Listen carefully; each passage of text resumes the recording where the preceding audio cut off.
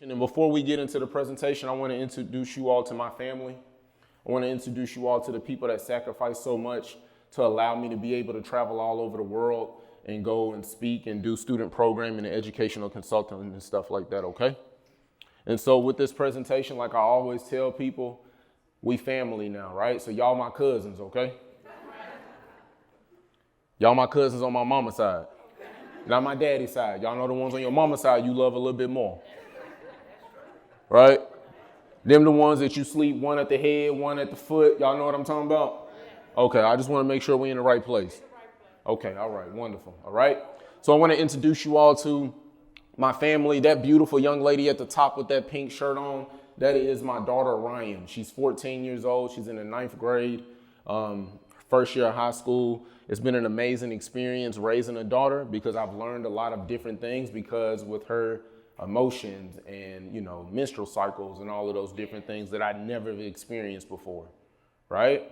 And so that's my daughter. That's my heart right there. I love that young lady. She's an amazing young lady. She's very, very, very, very big into her education. We had a conversation Monday, and I do a check-in with my kids. And so I say, hey, how is dad doing? Like we do this check-in because I'm on the road a lot. And so I'm like, hey, how am I doing as your father? What do I need to do? Are there some things that I can work on to make sure that our relationship is better, right? And so my daughter was like, hey, Dad, we were having some dialogue and conversation. And she was telling me my daughter's trying out for basketball. And she was like, Dad, I got something I want to tell you. I'm like, okay, what's up, baby? Whatever you want to tell me. This is a safe space. And so she was like, Dad, I don't want to play basketball no more. And she was reluctant to tell me because she thought that I would be upset because Dad played basketball. And I told her, baby, I said, why was you reluctant and scared to tell me? She said, because I thought that you would be upset. I said, no, why would I be upset? I said, this is your journey. It's not mine. I said, it's never about me. It's all about you. So my daughter goes and says, okay, Dad, well, I don't want to play no more. And I'm like, okay, well, why don't you want to play? Because what I realize is that when you ask the right question, you unlock the door. So I said, okay, why don't you want to play? And so my daughter proceeds to say, well, Dad, it's going to get in the way of school. And I said, okay. I see where we're going with this. I see what you're doing. So I was like, all right, cool. Whatever you want to do. What do you want to do? Well, Dad, right now, I don't really want to play ball. I just want to focus on school. Then she proceeds and say, well, Dad, can you take me shopping? Absolutely. I'll take you shopping, baby. Because see, my daughter's love language is gifts. So when I buy her gifts, she feels like, oh, my dad really loves me, right? So that's my daughter, Ryan. That young man at the bottom on the left with that white t-shirt on, that is my oldest. That is my son, Noah.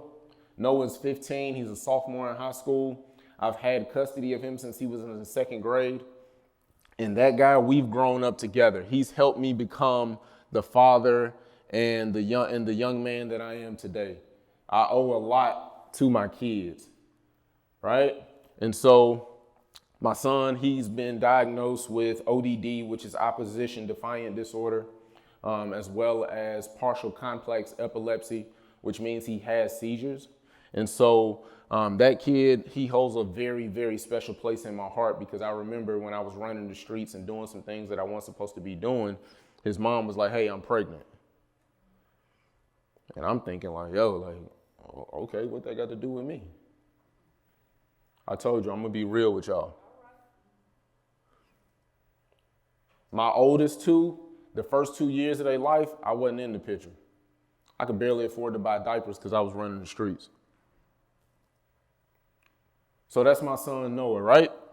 And then at the top, that woman right there holding that little baby with that big old head, that's my grandmother. That's the woman that raised me. I got a tattoo on my chest that says Grandma's Boy since 1987. And so that woman raised me. She made a lot of sacrifices for me to be in the position that I'm in today. She helped me become the man that I am today.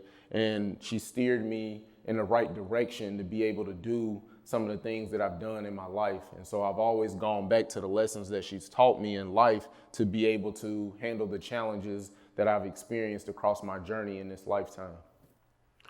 And then that baby boy at the bottom right there with those locks on his head and that big old smile, that is my baby boy Deuce. He's my namesake, Logan Coleman Taylor II. Deuce was born June 25th.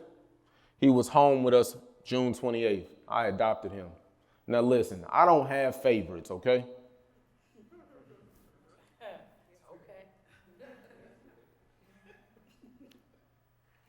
But that one right there, he got me wrapped around his finger.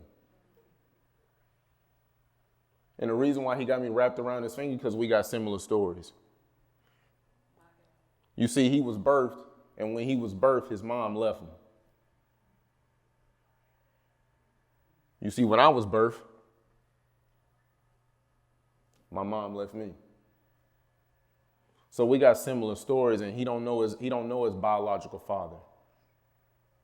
Right? I didn't meet my biological father until I was in the 8th grade in middle school. So for the longest, I didn't know my father. So me and him have similar stories, and he holds a very, very special place in my heart. All my kids do, right? Having my first daughter, having my first boy, right? And different things like that. So this is my family, all right? So let's get right into it. The mental health stigma.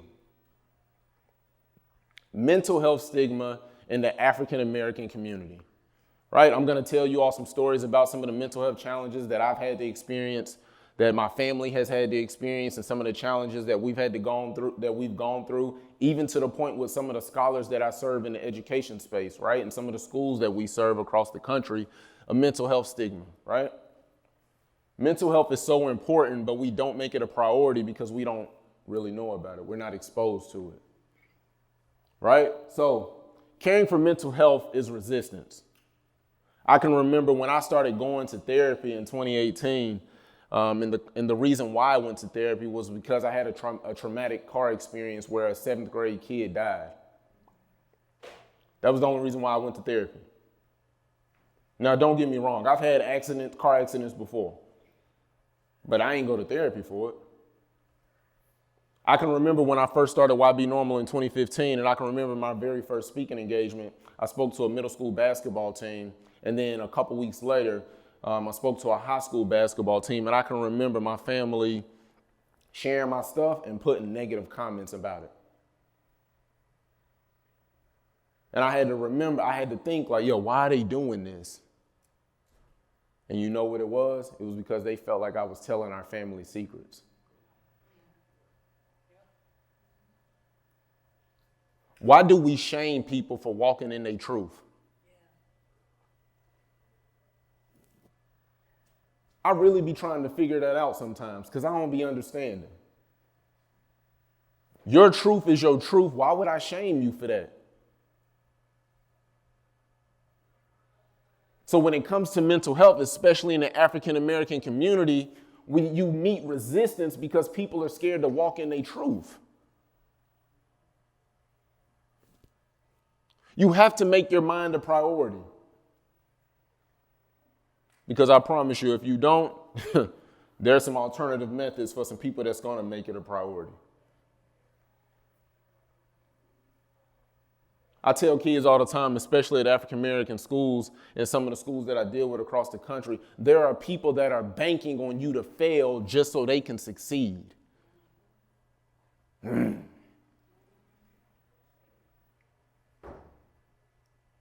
You got the school prison to pipeline school thing, right? You got kids that can't read on a 3rd grade level, so you know what that means, that by the time that they get to high school, they're already projected to go to jail.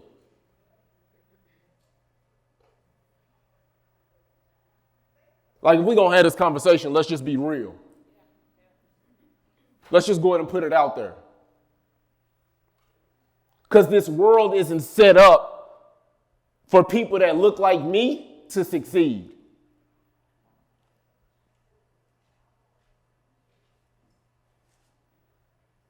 Right? Like, I can tell you my story. We can go tit for tat, right? Like, I can tell you how I made 3 attempts to commit suicide before I was 18. Why? Because I ain't know my value. I can talk about how we lived on welfare, and I remember standing in line with my grandmother so we can get government cheese and cakes and all those different things. I can tell you how I slept in a church parking lot in 2010 because I was homeless. I can tell you how my 8th grade teacher told me, Mr. Taylor, she said, you're going to be dead or you're going to be in jail. Because of the path that I was going down, and she said, you ain't got no future.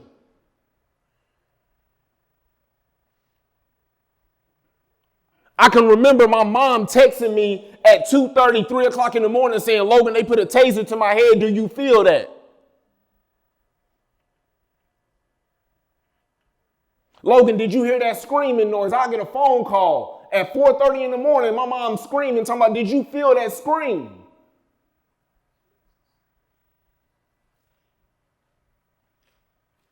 I can remember going to my biological father and he saying, I told your mom to have an abortion. What are we talking about? Now listen, I'm not telling you this because I want you to feel sorry for me. By no means. That's not why I'm telling you. I'm telling you my story because I'm not afraid to walk in my truth and be vulnerable and be who the man that God called me to be, because I know that, listen, it'll help somebody else on their journey. I tell people all the time, you and I are the aspirin to somebody's headache. How long you gonna let them suffer? I'm gonna let that marinate for a second. You and I are the aspirin to somebody's headache. How long you gonna let them suffer? Think about that for a second. There is somebody on this campus, in this state, in this city, in this world, they cannot get the breakthrough from nobody else but you.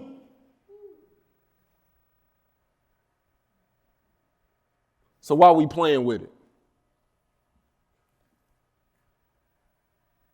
Why are we not making mental health a priority in our community? Because I remember when I started going to therapy, I can remember I would call my grandmother. I talk to my grandmother every day.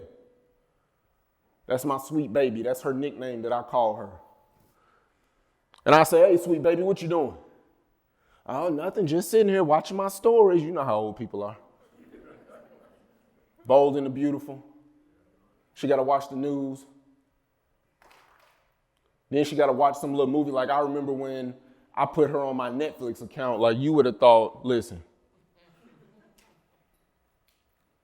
She didn't even know how to work it. She was like, I'm trying to watch this little stupid movie. She get frustrated if she can't figure something out because my grandmother's so independent. I'm trying to watch this little stupid movie. I said, what you trying to do? I said, FaceTime me. She didn't know how to do that. So I had to call my aunt, and my aunt had to go in there, and then she had to FaceTime me. I said, okay, let me walk you through this. So much to the point that when I came to visit my grandmother, I wrote the directions down.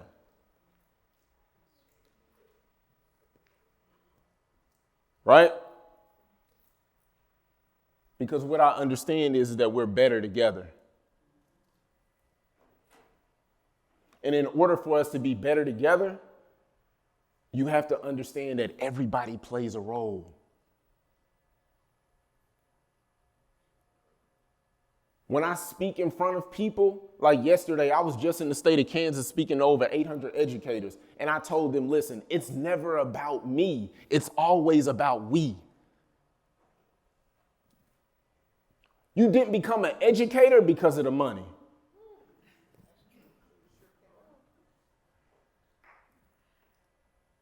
You became an educator because there was somebody that impacted your life and you said, yo, I can do this. So you became an educator because of impact. And if we're going to talk about impact, then what you got to understand is that it's we over me. Right? And so again, I told you all, we all have a role. It's a partnership.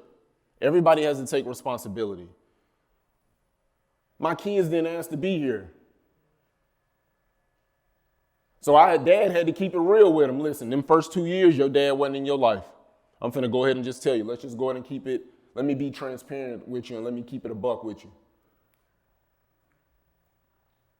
The first 2 years, I wasn't in your life. Well, Dad, why not? Because I wasn't prepared and ready to be a father. I didn't have a safe space. So how can I be a father to you if I ain't got a safe space for me? Because what I realize is that if I say that generational curses stop with me and the buck stop with me, then that means that I got to have a safe space for me in order for me to be effective to help you be who you called to be. Because again, what I understand is that we're better together. My kids know. I've spoiled my kids. I ain't got no lie to tell. I get them whatever they want, just as long as you do what you're supposed to. It's that simple. The moment you don't get what you want and you want to have an attitude, okay, well, go stand in the corner and pout. I ain't got time for that. I'm about solutions. We got a problem. Here's the solution to the problem. You don't want to do this solution? Okay, cool. Then just go stand in the corner. Just go to your room. And when you ready to have a conversation, when you ready to talk, then let's sit down at the table or let's sit down on the couch and let's have this conversation. Because again, I remember when I was a kid and I didn't have nobody to talk to. So I had to learn how to create a safe space for myself. So I started going to therapy. I started journaling. I had to dig deep internally in those spaces that where I hid it from myself or I held on to it for so long that I suppressed it that I started to become it.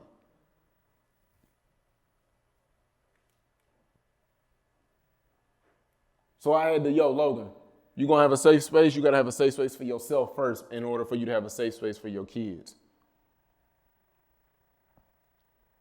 Because again, it was never about me. It was always about we. Because I understand, again, I'm going to say it again, I understand that we are better together. Right? So, of course, I work in the education space. I do a lot of stuff in the education space, right? And when it comes to being in the education space, I tell people all the time, not all people wear capes. Not the real heroes, they don't wear capes. The real heroes wake up at 4:30 in the morning to be at school at 6, and they telling kids like, yo, you amazing, you phenomenal, I love you, you can do this. Right? I got a quote that says, kids that are loved at home come to school to learn. And I have to tell educators this because sometimes they forget the why. Kids that aren't come to school to be loved.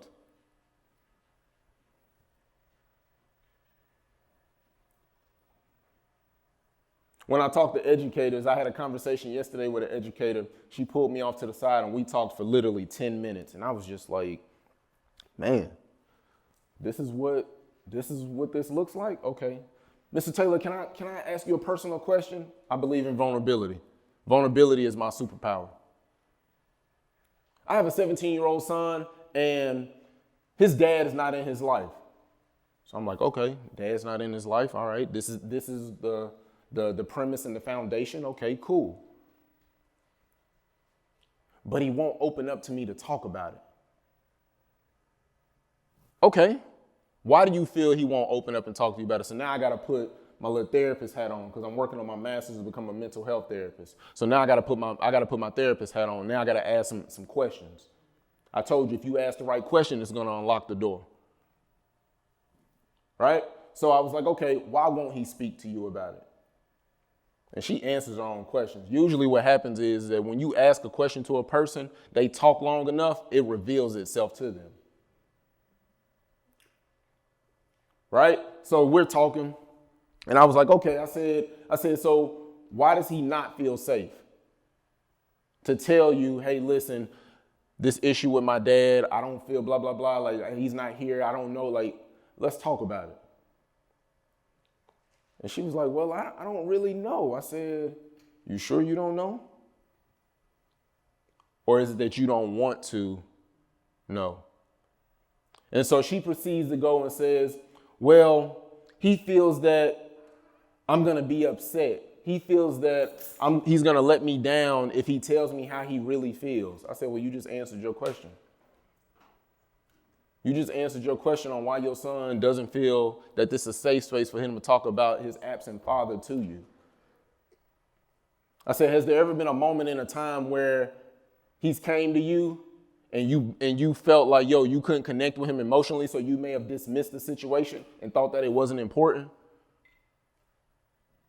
She started crying. I said, no, don't be embarrassed. It's okay. Don't be embarrassed, by no means. I said, because you got to be able to walk in your truth. So I told her, and I said, listen, I said, it may be that when he comes to you, he don't feel safe because you've dismissed him in the past. So the first thing that I would do is that I would have that conversation first in regards to that situation on when you dismissed him. Do you feel that I dismissed you? Do you feel that we couldn't have a conversation? Do you feel that you were heard? Do you feel that you were empowered? And she was like, okay, wonderful. I said, when you find out, I said, please get back to me and let me know. Because I understand, again, I can't stress this enough, that we are better together. I can't do YB Normal and speak all over the world and go to India and Canada and all of those different things. I can't do that by myself. There's sacrifices that my kids make in order for me to be able to travel the world. There's things that I miss out on because I got to be in front of an audience, or I got to stand on stage and pour my heart out to people and save lives and add value and impact lives and serve in different things like that. And the people that get hurt the most are the people that we love. Don't get me wrong. Like, I love what I do. I'm grateful. I tell people all the time, always grateful, but never settle. But the thing that I miss the most is I don't get to take my son to school every day. I don't get to go to my daughter's dance recital when she have her dance recitals because dad is traveling. I don't get to pick my baby boy up from daycare because dad is working and traveling. I don't get to take my grandmother on them Cracker Barrel dates that she liked because her grandson is traveling. So again, I understand, listen,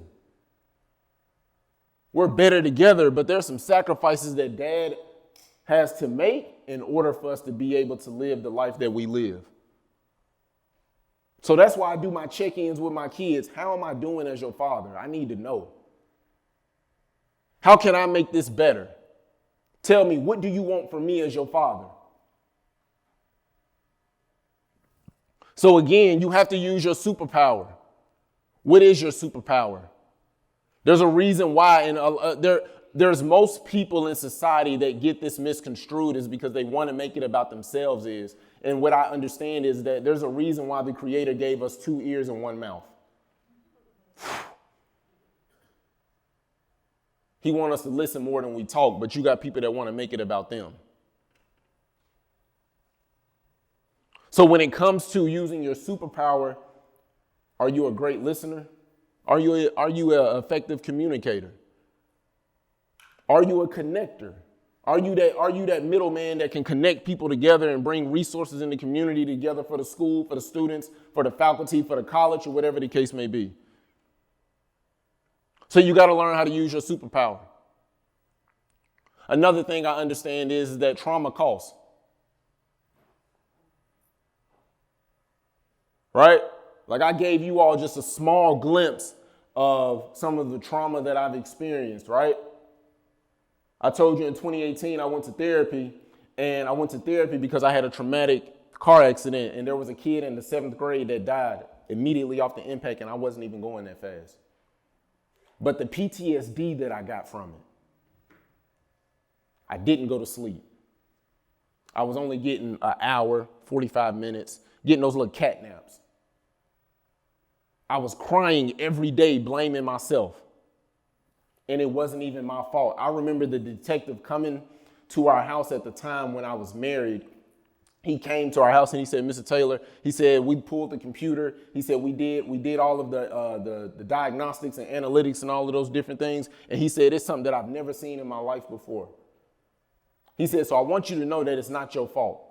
He said, in your reaction time, he said, I've never seen anything like that before. Because most people's reaction time when it comes to something that they're dealing with the car or whatever the case, he said it usually takes them a minute, 45 seconds, somewhere around there. He said it literally took me 5 seconds to be able to make the adjustment. He said, Mr. Taylor, I ain't never seen anything like that.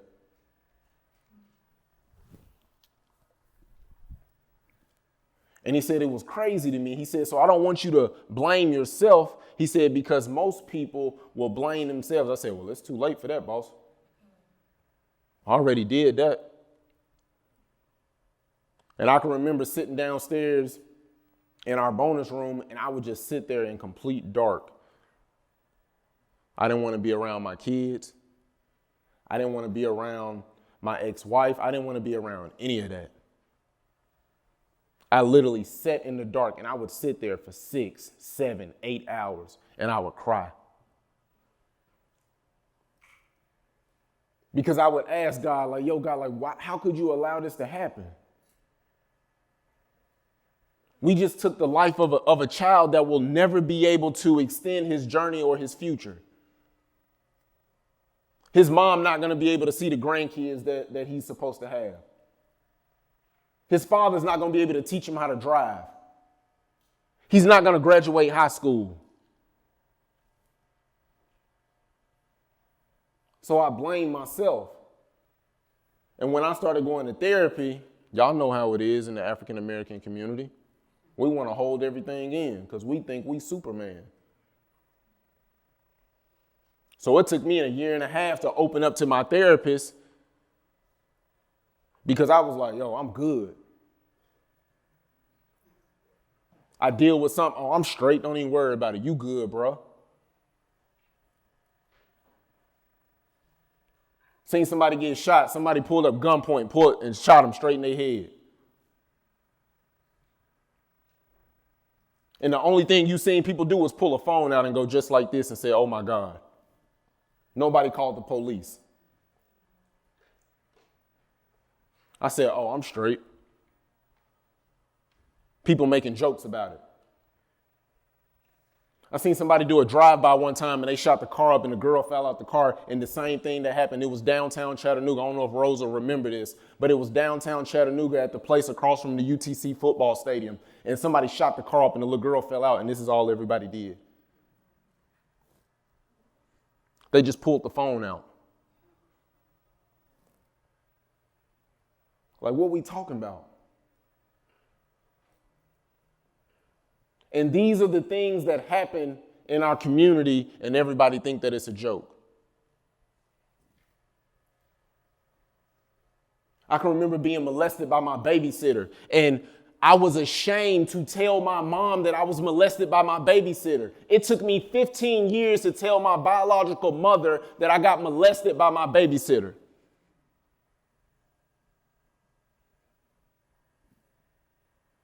$15 years? I sat with it. 15 years, it ate at me. 15 years, it ate at me so much to the point that I thought that it was okay. And so the guys that I was hanging around, oh, it happened to them too. So we like, oh, bro, it happened to you? Oh, bro, you that dude then, because it happened to me at a young age.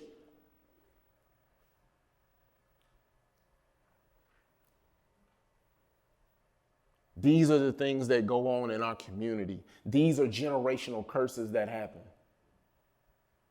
that nobody talks about. Because you know what I realize is that it's a generational curse in my family for people to be molested. So my biological mother got molested. One of my grandmother's sisters got molested. My biological mother meets my biological father 23 26 chromosomes from her, 26 chromosomes from him. Boom, this amazing kid comes out, and then what happens to me? I get molested. Then my biological mom meets my baby brother's father, and what you think happened to him? He got molested by the babysitter, a different babysitter. So we have to understand that we're better together. And you got to be okay with walking in your truth. I ain't saying that it's easy by no means, because I know that it's not. There's not a lot of people that can stand up here and tell you their truth.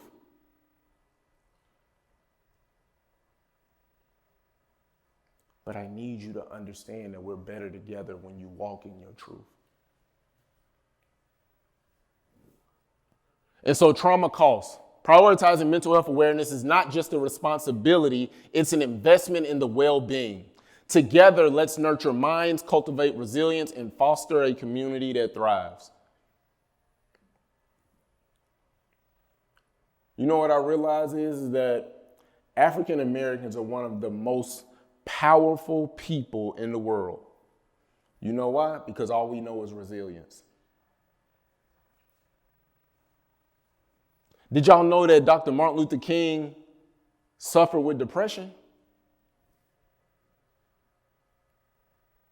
He suffered with depression, and nobody talks about that because all they talk about is the speech with I Have a Dream and everything that he did during the civil rights movement.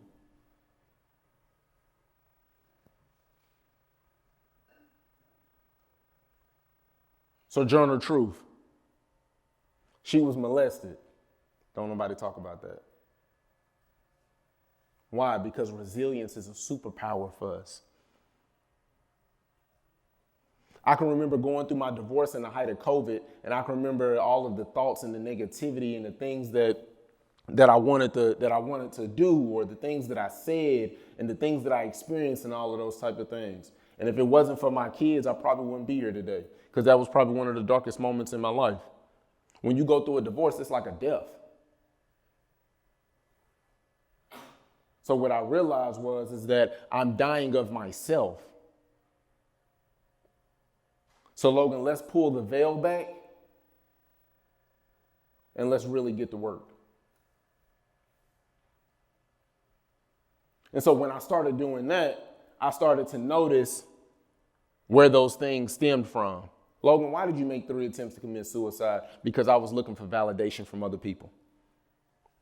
So I'm going to school, and you know us guys, we try to be the class clowns, right? We want to be the cool guys for the girls. So anything that the young lady that I liked when I was in middle school, if she said, Logan, you so dumb, what you think I did? I played dumb. Oh, I like a guy that fight. Oh, well, let me go ahead and pick a fight with somebody. Because I was looking for validation because I didn't get validation from my biological mother. I never heard my mom say, Logan, I'm so proud of you, and I'm so honored to be your mother, and it's amazing what you're doing. So I would try to get validation from the streets. And the validation that they give don't hold no weight. I never heard my biological father say, you know what, I'm proud of you, son. I heard my adopted dad do that. That's my superhero. But my biological father, he never said that. I had to go to him and ask him for forgiveness.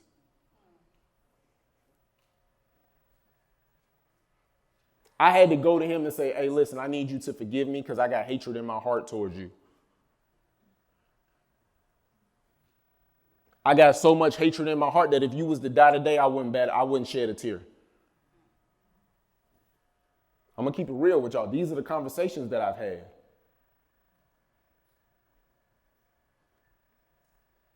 So much to the point that I told him, I even wrote a letter about it.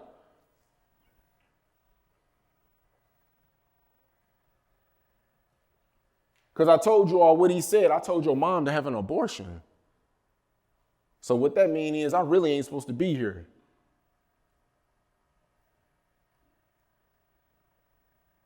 And so people wonder why I'm so passionate about what I do, why I'm so passionate about working in the education space and building these programs and helping scholars change the trajectory of their life, because I know what it feels like to be alone.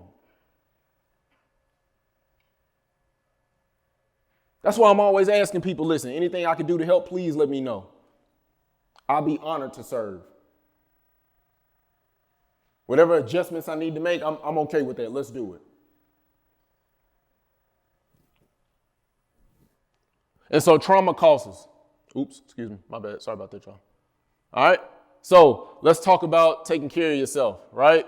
So here are some resources that I always like to give out. When I was talking to Rosa, she was telling me about the Minority Mental Health Summit and some of the things and different things like that. And so when it comes to taking care of yourself, for my people that work here at the college, or you work a 9 to 5 or whatever the case may be, I need you to understand that there is a EAP. There's an employee assistance program. You can go to HR, you can find out, hey, do you all cover mental health things? Right? There's this app called Calm. It's a mental health app. Right? There's another mindfulness app called Headspace. I use that all the time. I love that app. I use it all the time. It helps me meditate, helps me be able to internally internalize some of the things that I, when I'm stressed out and different things like that. The NEA, the National Education Association, right? That's a good website to use to be able to find different resources and different things like that. The Black Mental Health Alliance, that's really good as well, especially for African Americans in our community that deal with mental health, right? And then BEAM, Black Emotional and Mental Health Collective. Ooh, I messed up. I should have put the parentheses. I'm sorry, y'all. Don't listen. Y'all don't tell nobody, okay? All right. Black Emotional and Mental Health Collective, right? So that website is that it gives you a plethora of different resources within the city that you're in. They help you find a therapist and different things like that. They help people with the LGBTQ community as well. So it's just a holistic approach in regards to helping African Americans with mental health, right? And then the inclusive therapist. That helps you find a therapist. So I know for some people, like my cousin, for example, I'm trying to get my whole family into therapy. No, for real. Logan, I got a headache. You seen the therapist? Man, I'm hungry. You seen the therapist yet? My son was like, Dad, I'm failing my test. We need to go see the therapist. Let's go do it. Right? But with the inclusive therapist, what that does is that it helps you find a therapist that looks like you. Because what I realize is a lot of times when it comes, I've heard people say this, like, oh man, I tried to find a therapist that looked like me and I got a Caucasian therapist and she can't relate to some of the things that I've been through. So now I'm reluctant to tell her how I really feel. This website will help you do that, right? And then ACEs. Oh man, listen, so I got certified in ACEs probably about, 2023? Probably about 4 years ago. So I have a certification in ACEs. ACEs is Adverse Childhood Experiences, right? Adverse Childhood Experiences, the statistics, right? Just a little insight. The 3 types of ACEs include abuse. So that may be molestation, that may be physical abuse, that may be mental abuse, that might be psychological abuse, different things like that, right? Neglect. You might have some people I know back in the day, you had some people that was a latchkey kid. That falls under neglect. Dysfunction, right? Household dysfunction. Do your parents argue? Your dad ever hit your mom ever hit your dad? You ever seen anything like that? Has anybody in your family ever gone to jail? And when you take this quiz, what the score does is that it tells you, quote unquote, hey, listen, this kid has a 10 on his ACEs score. So what that means is that he has a higher percentage of different things in his life that can happen to him. Go to jail, a short lifespan, different things like that, right? And so all of this is in other potential traumatic experiences that occur to people under the age of 18. So if you look right here, there's literally 46% of youth under the age of 18 that have experienced at least one childhood adverse experience. 46% have experienced at least one. You could just imagine what it's like in the African American community. Right? 55%, between the ages of 12 and 17, that number rises. 1 in 5 children have experienced 2 or more ACEs. So between the ages of 12 and 17, they've experienced 2 or more. So it may be neglect, and it may be something dealing with household dysfunction. And it can be as something as simple as, did you eat today? No, I didn't eat. That's a point. Did you grow up in a single parent household? No, my grandmother raised me. That's a point. Right? And so again, what the data shows is that when people experience these things, I'll give you all an example. So for me, for example, right, like I told you, I made 3 attempts to commit suicide. I was molested by my babysitter. We grew up on welfare. I was homeless. When we got kicked during Christmas week, we got kicked out of our house and we had to stay in a hotel. I remember I was in middle school. We had to stay in a hotel, so we were staying from hotel to hotel to hotel every day. That's a traumatic experience. Each one of those are points. And when you go through the points, right, it's set up and it says that I ain't supposed to be in the position that I'm in right now. I'm supposed to be either dead or in jail, like my 8th grade teacher told me. So that's what ACEs shows. And I use this when it comes to schools that we use. So I got a school in Nashville that I work with. I work with Metro Nashville Public Schools, and we had a meeting 2 weeks ago. No, last week.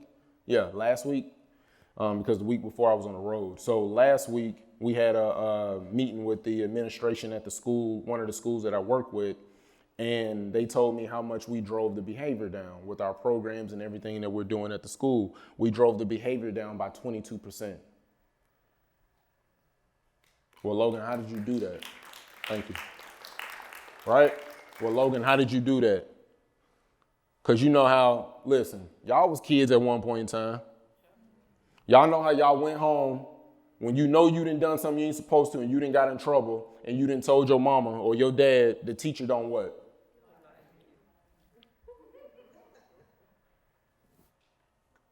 You know how many times I use that excuse? I would tell my grandmama, the teacher don't like me, ma. So you know exactly what my grandmama finna do? She finna come up because my grandmama grew up during slavery. She finna come up here and she finna raise hell. You mistreating my baby? I don't care if you the teacher or not. Reinforcing bad behavior.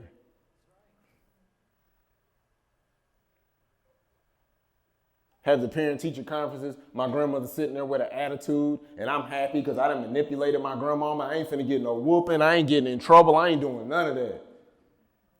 We finna go get some ice cream after this. So what I realized is that I told the principal, hey, listen, if you're gonna bring me in, I need to be able to touch everybody. I need to touch your staff. I need to touch the students, and I need to touch the parents. Because if there's one that I leave out, then ain't nobody gonna be on the same page. So how we were able to drive the behaviors down by 22% was that the first week of school, we had 16 suspensions. I was like, okay, listen, talk to my team. I went in my prayer closet. I said, hey, God, I need you to do something for your boy. Because I don't like losing. And I ain't trying to make you look bad. And I ain't trying to make my family look bad. So we need to figure something out. And if it's one thing that I know about the Creator and my man upstairs, he gonna always come through for me. So he gave me this bright idea, and he said, have the parents come to the school. So I met with the administration, and they were like, Mr. Taylor, we had 16 suspensions in 1 week. We can't continue to do this. This is gonna drive the data up, and what do we need to do? I said, instead of us suspending them, let's have their parents come to the school. So the parents will sit in the class. You got to go to every period. You got to go to lunch when they go. You got to go to the bathroom when they go. You got to sit at the same desk that your child sit at. When they got to walk in the single file line, you got to do the same thing that the student got to do. That's exactly what the parents had to do. And you know, scholars, they act one way at school and a completely different way at home. So now you got your mom or your dad, they got to get off work. It's a domino effect. Because if I get off work, now I can't pay the bills like I need to. And you going to ask me for some Jordans, and I ain't able to afford them. Because you acting up in school, and then I got to come get you. So we said, hey, listen, instead of us suspending them, let's have the parents come to the school. And if the parents don't come to the school, then, of course, we got to do what we got to do. So parents started coming. And, of course, scholars don't want to embarrass their parents because if it's one thing that we know, parents don't care if we in public. You don't care if we behind closed doors. I am going to wear your butt out. All my grandmother had to do was give me a look when we would sit in church. And I'd be like, all right, I got to chill out for real. Because I know she going to tear my butt up when we get out of here. She going to really have me singing to heaven. So the parents would come in. And, of course, the first few times, it wasn't really working. Some kids were just like, oh, I don't care. But they don't care because their parents don't care. So the parents would come in, they would sit with them and everything. We wouldn't have no problems. Because the mom or dad would give that look, and you ain't trying to embarrass your parents, because if you embarrass your parents in front of your peers, they're going to make fun of you for the rest of the year. So we started having the parents come in and sitting with them and seeing what we're doing in the school, having lunch with them, having a dialogue with them, building with them, and all of those different things. We've created a safe space at the school that all parties are together so that everybody is on the same page. And the moment that everybody got on the same page, that's why you got behaviors down by 22%. Because I tell people trauma costs. Y'all seen that. It's going to cost you or it's going to cost me, but one of us got to pay.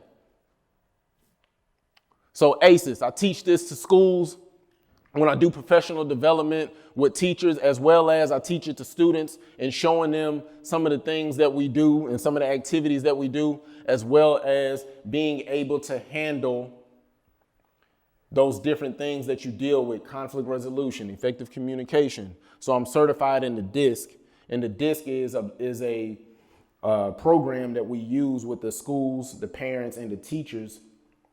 And it talks about how to deal with conflict resolution and different things like that. Like, how are people wired, right? Like, I'm a high I. So because I'm a high I, whenever I deal with any type of conflict or anything, I'm going to think about the people first. You got a person that's a D. A D is a person that people think that they a butthole and different things like that. A person that's a D, I'm going to give you a celebrity, Kanye West. Y'all know how he communicate. You know how he go off on a rant. He a high D. He like to control stuff. A person that's a high I is Will Smith. You ever watch these videos and you like, yo, I can run through this brick wall? Because he knows how to inspire people. It's about influence. A person that's a high S, they all about the systems, right? A celebrity that's a high S, is like Carrie Underwood. She's a musician. She's a country musician. David Beckham, he's a soccer player, right? They all about the systems. A person that's a high S would be a person that works HR. Does that make sense? Right? A person that's a C, they about the results, but they want to get it right the first time. So the D and the C are first cousins. Because the D is about results as well. But the C, their biggest fear is criticism. I want to do it right the first time. So that's what the DISC training is. And that's what I teach the teachers, right? And that's what I teach the students and the parents when they take the training and different things like that. And then here's racial trauma. I'm all about statistics, right? So when it comes to PTSD, in our community, we are higher than our Caucasian counterparts. When it comes to PTSD, right? 8.7%, 7.4% for people that don't look like us. And then in the youth, 65% of African Americans, the youth report traumatic experience compared to 30% of their peers from other ethnic groups. All right? And then as always, like I like to say before I end it out, why be normal when you can be extraordinary? Thank you. That's my time.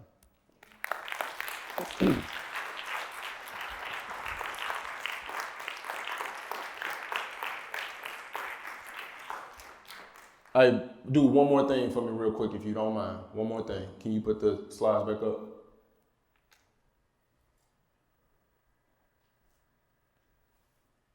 Uh-oh. Not that one. No, not Dr. Martin.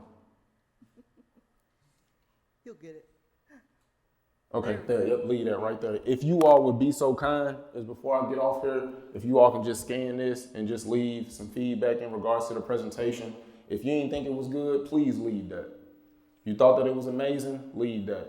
This feedback helps me become better in regards to my presentations and the people that I serve, okay? Thank you all for the opportunity. Thank you, Logan.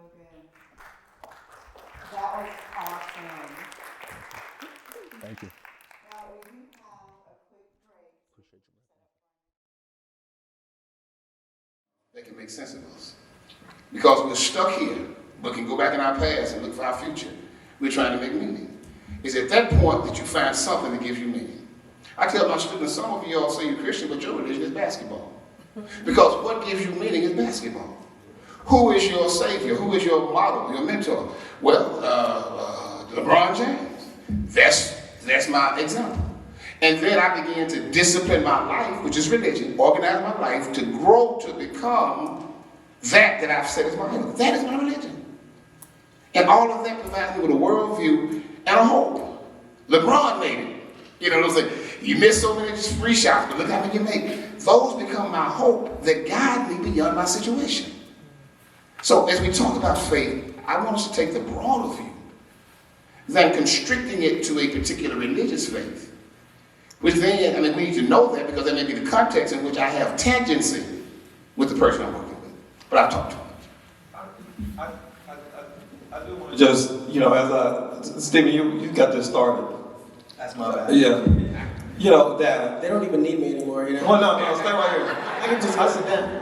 I just want to say, and it was the other Logan. I was so excited that there was another Logan, here today, because growing up, I never met Logans. I met one Logan. Now, although I'm old enough to be that Logan's daddy, but I was just happy to see another Logan. But it's a different. So the two things that just came out, and I was just thinking about what Logan said earlier that we are.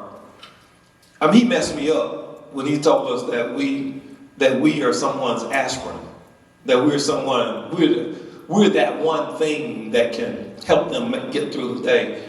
And Stephen, you and Coleman's conversation just reminded me in my failure early on in ministry that faith is a tool. Faith is one tool. I want to go back to what you were saying earlier. Faith is one of the tools that we have to use in the midst of our crisis. Now, from my worldview, I say it's an essential tool, But there are some times when you just, it's faith plus therapy, faith plus my prescription, faith plus the panel that was right before us, faith plus going to the spa. Although we were told you don't have to go to the spa. You can find some less expensive ways to relax. But faith plus is essential for me. So faith alone is not enough. There has to be some work done. Nah, you're going somewhere else now. See, now you're gonna mess with my theology when you say faith alone. All right, now my theology will tell me faith alone can be enough. And there are times when I get to the end of me, all I have is faith. I mean, running this college, there are times when it's just,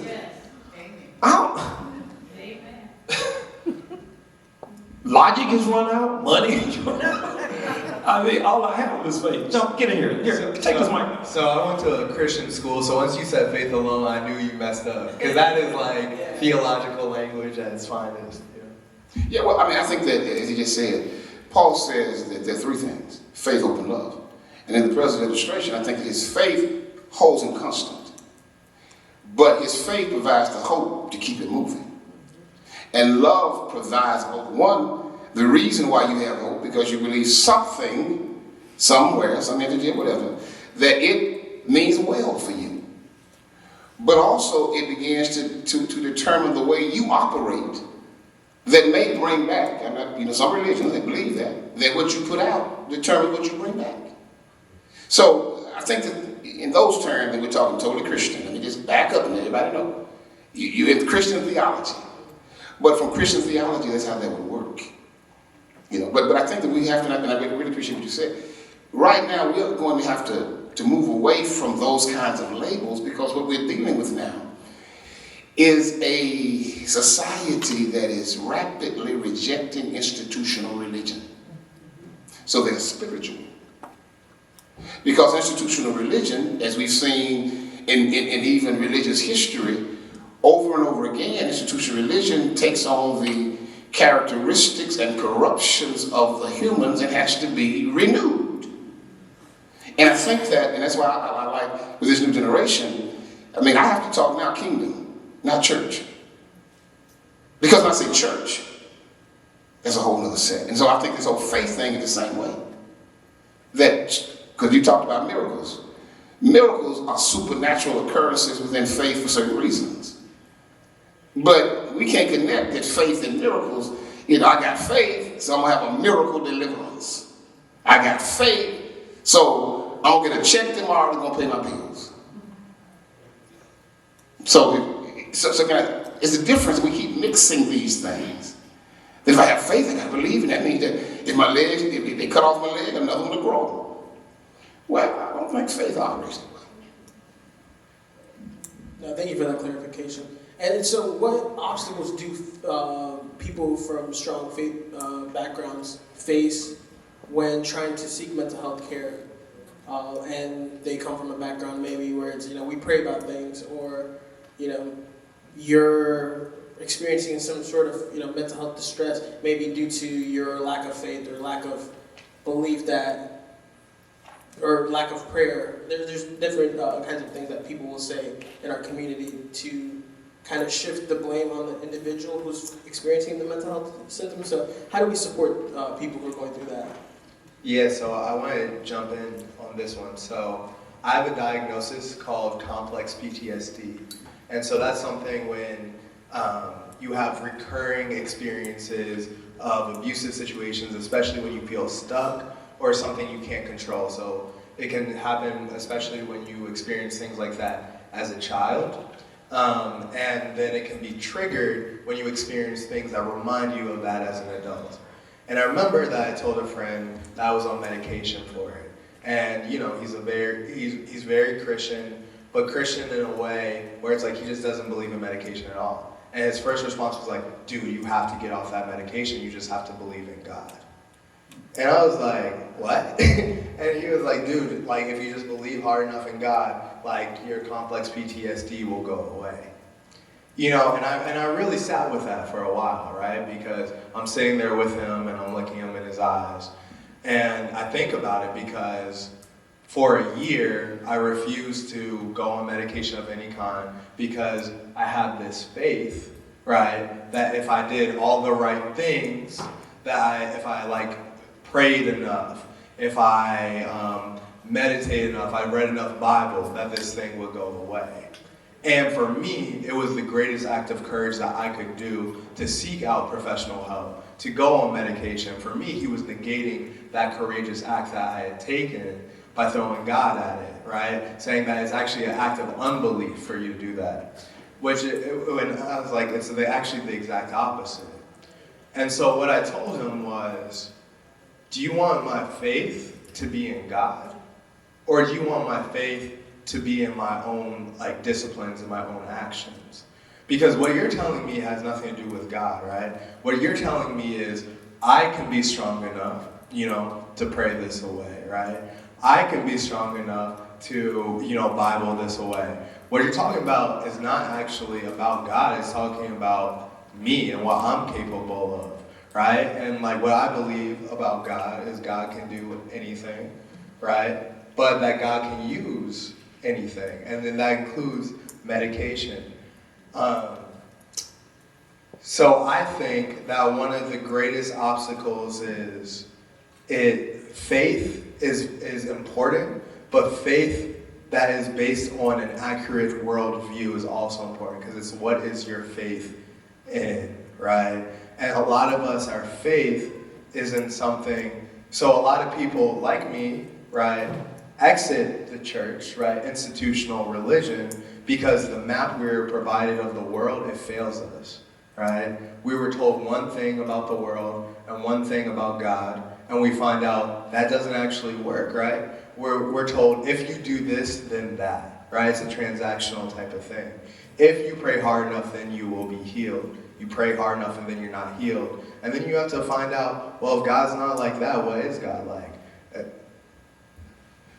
I share a joke that my father told me, because he was full of them. He was a preacher also.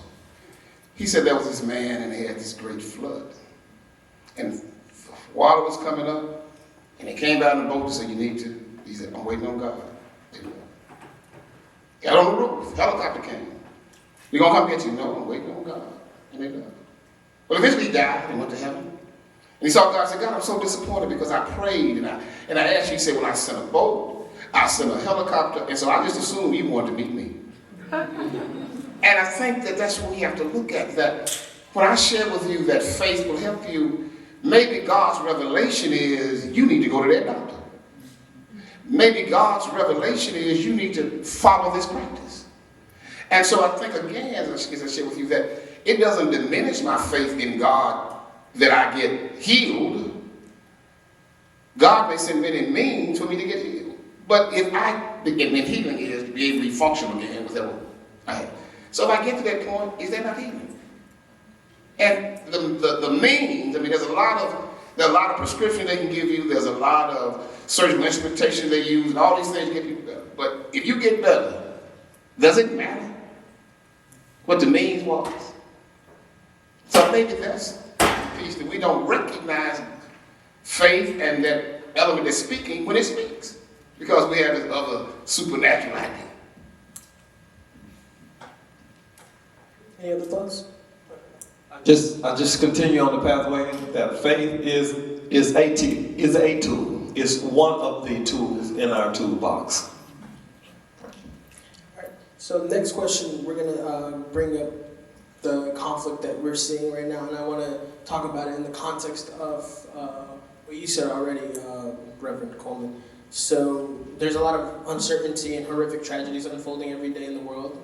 How do we confront and support our faculty and students of all faith institutions as fellow human beings, especially when different people are seeing, the tragedies that we're witnessing, and they're having different perspectives based on either the way that they believe things should go down based on, the end of times, or based on just personal connections to either one side or another? I love that question, because as Vice President of Academic Affairs, one of the things I believe is that through all the programs and things we offer, we offer a myriad of worldviews that will help those who hear them to find one that may fit and help them to make sense out of this world. Because I think that is the greatest piece, as I've defined faith, that it has to be that you believe in that help you make sense of it. So what we can do both as religious community, as the college, as others, is, and it's happening now, as you say, because you have generations that are exploring what is this all about. So why not use that inquiry as an opportunity to provide worldviews that may make sense, that will allow them to begin to navigate through what's going on now. Now, I didn't get into this other piece I think I saw about Israel and all that, because now that's a whole religious piece that's heavy. And that's what I mean. Well, if we're going to do that, I think that whole piece too is that we have to see what context are we looking at. We have to realize that what's going on is in the context of an ancient time, and it has a faith holy basis that cannot be understood in the modern context of our present economy and politics. And what I mean is that in the basis of this is that God gave a people land. That in our Hebrew Christian tradition, we obviously believe, because we call it the promised land. God gave that land.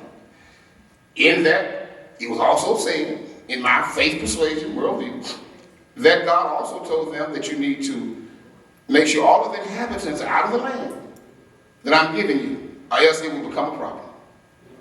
But they made a deal with the Philistines that they didn't know. Some of y'all might, and they didn't know this, and they hadn't honored that deal. So, at that time, the Lord said that they will always be a thorn in your flesh. The Philistines are the Palestinians.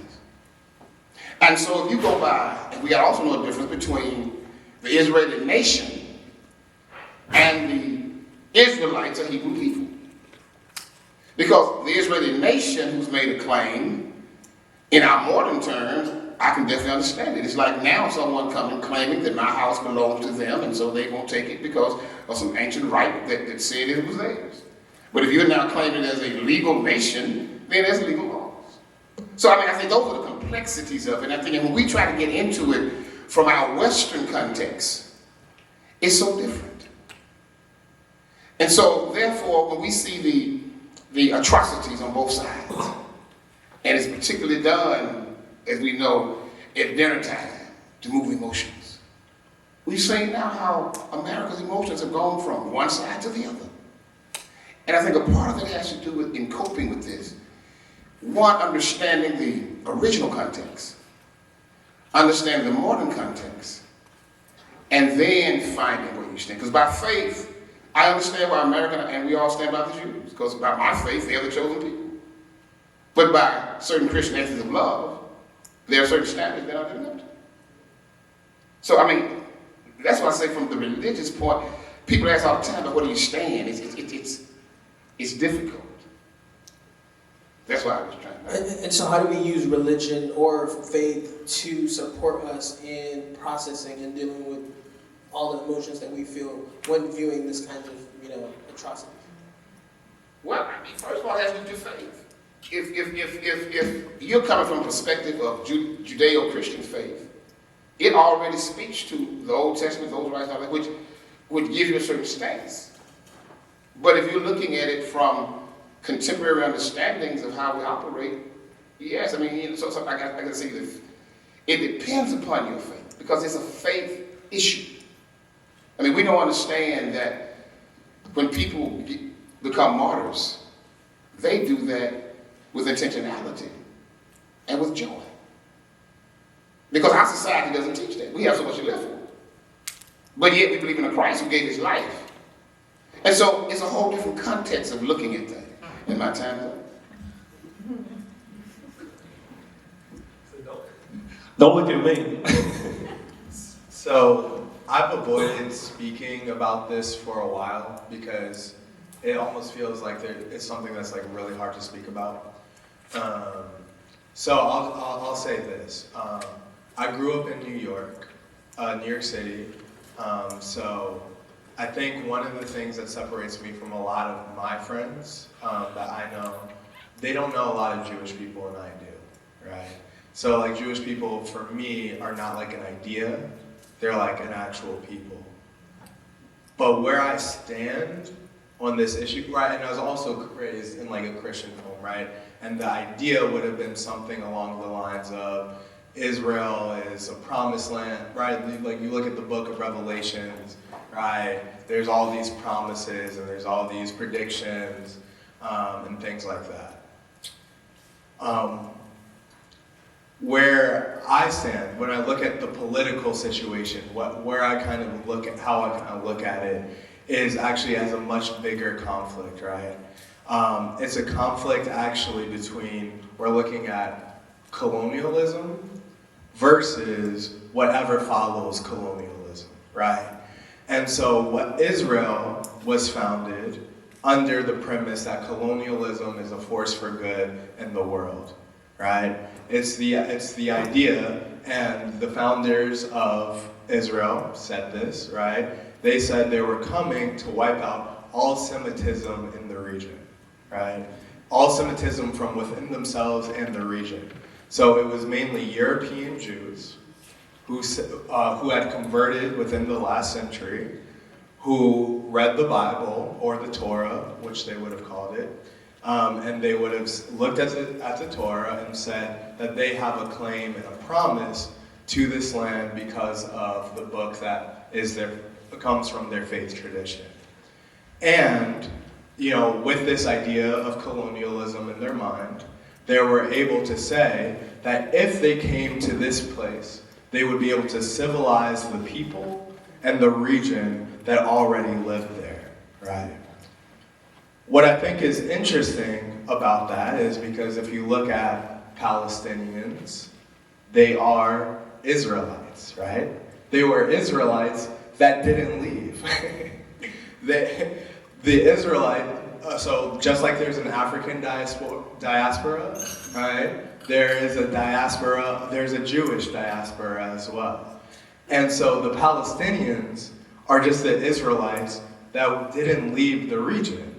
So what you see is people who mostly converted to Judaism, right? And also Jewish people who were forced to leave their homeland, come back, and then place their brothers and sisters, their cousins, their kin, in really what I think would be rightfully called a concentration camp, because they say that they are not the right kind of Jewish, right?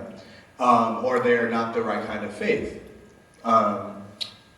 If you look, I would highly recommend this paper that is called Cowboys, Indians, and Canaanites. That's Cowboys, Indians, and Canaanites.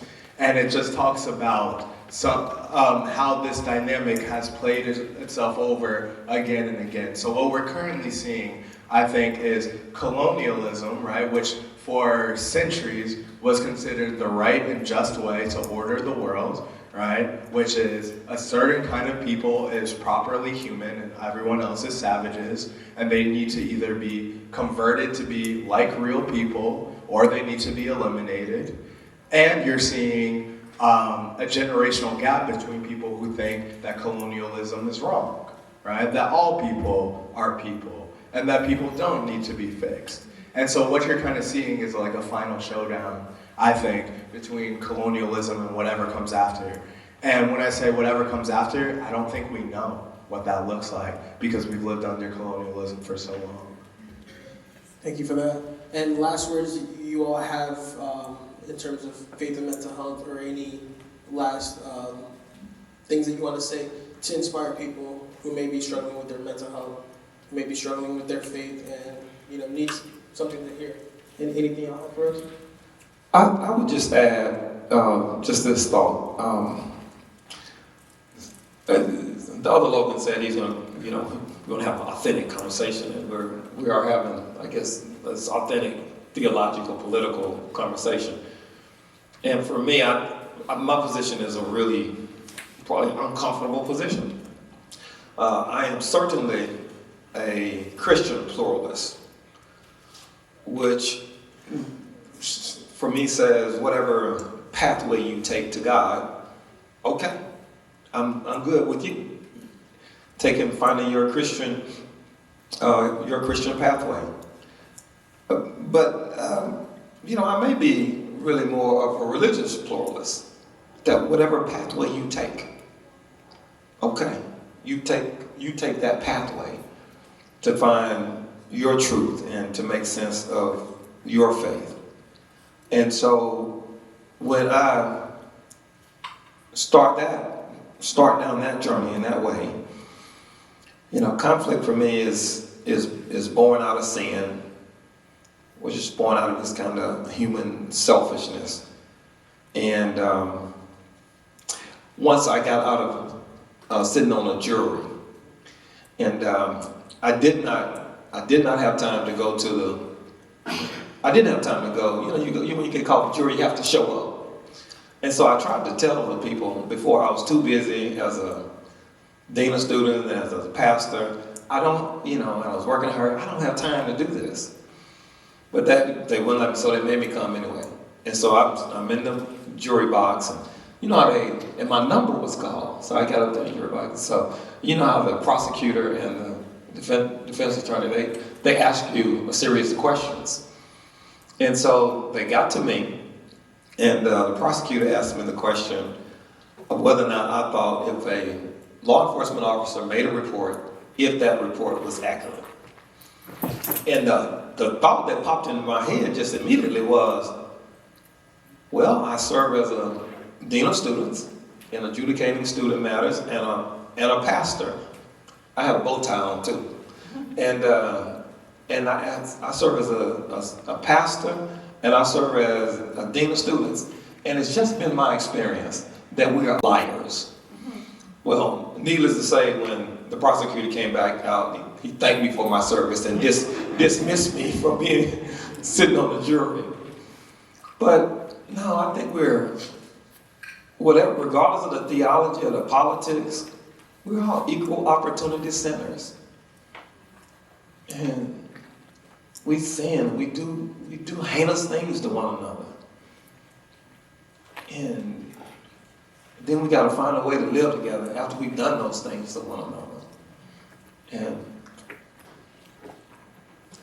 I'm not trying to have it both ways. That's just what I believe, And that's why you all have such job security, because we keep doing things to one another, and then we need you all to help us through it. I guess, man, you got me riled up.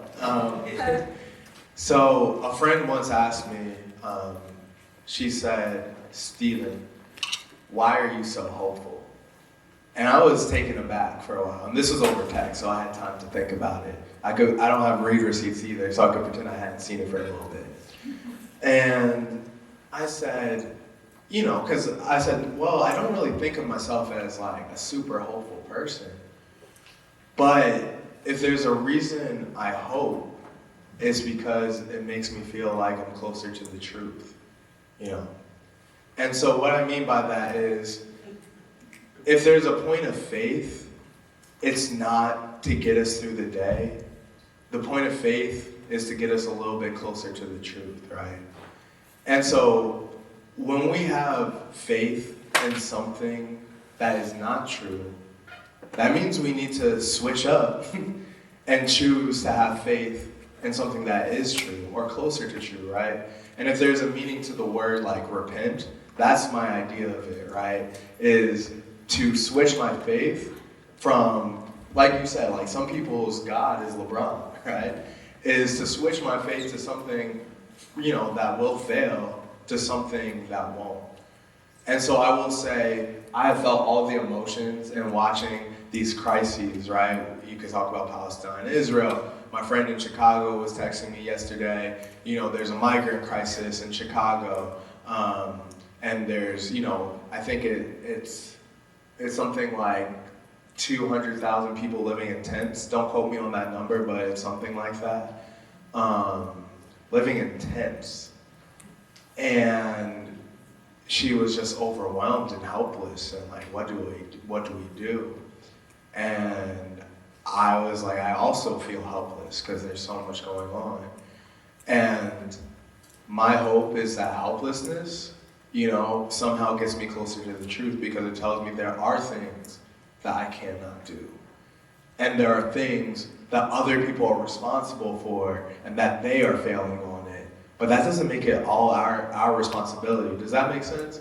Right? Like, just because somebody is dropping the ball doesn't mean that we're their janitors and we have to go clean it up. Sometimes that helplessness just tells us that someone is failing, and maybe we need to hold them accountable, but we can't do their jobs for them. And so if I hope in anything, it's just that people can change, people can get better, that things fall apart, nations fall apart, but hopefully that we can get better, be hopeful, and become family in a way. I would say that if you look how faith helps with development. One, that whole concept that I tried to share. When faith becomes that worldview that is based upon some truth and becomes the foundation for your understanding life, that being faith, that then, from our mental standpoint, it provides us with hope and answers. But I would also say that faith worldview must also, that's based on truth, must also be one that is authentic to you. And that's, for example, that Christianity has become one I've chosen that's authentic to me and becoming who I am.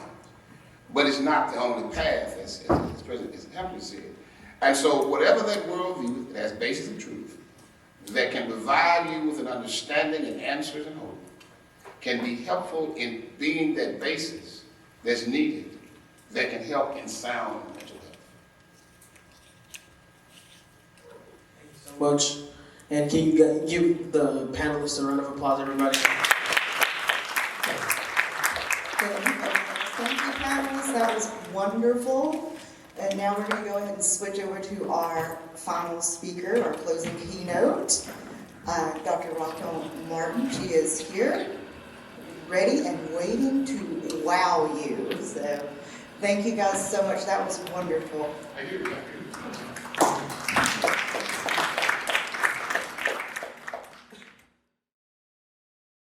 Address a situation or someone who's going through a challenge, then see someone who is able to provide them with those supports and not minimize those opportunities. Because what I'm finding is we are at the height of one of the greatest mental health crises that we have ever seen. And before it gets better, we'll see it get worse. These opportunities that we have today, sitting in these forums, providing this information, educating the community and our stakeholders, this is a way that we can help to, like I said, minimize those stigmas and making sure that we address all possible situations and don't minimize them. I would say I am a former student athlete, played Division I football at Vanderbilt University, and I have experience in good leadership and good coaches that you could turn to for situations like that. And so, like Mr. Taylor said earlier, I think when we ask the right questions, when we start to ask those questions, why don't your student athletes feel safe going to the coaches? Because we put a lot of emphasis and responsibility on our young people when we gotta look at the adults that are leading them. Why are they not safe people to go to about certain things? I play for James Franklin, who's a head coach at Penn State. And one thing that he would do was model the behavior, right? Modeling the behavior of being vulnerable in front of us, no matter if it was in front of a team or in front of TV cameras or whatever. And he would show emotion. It was okay for a grown black man leading a football team to cry. So I know it's okay for me to do that as well. And so I think we look at, when we have to ask that question, why are the coaches not safe? And there are an organization that I love, it's Nashville Coaching Coalition, that works with coaches that help them see past wins and losses, see past the stats, and really get to the human aspect that is the student athlete. And I think that is a huge component to it all.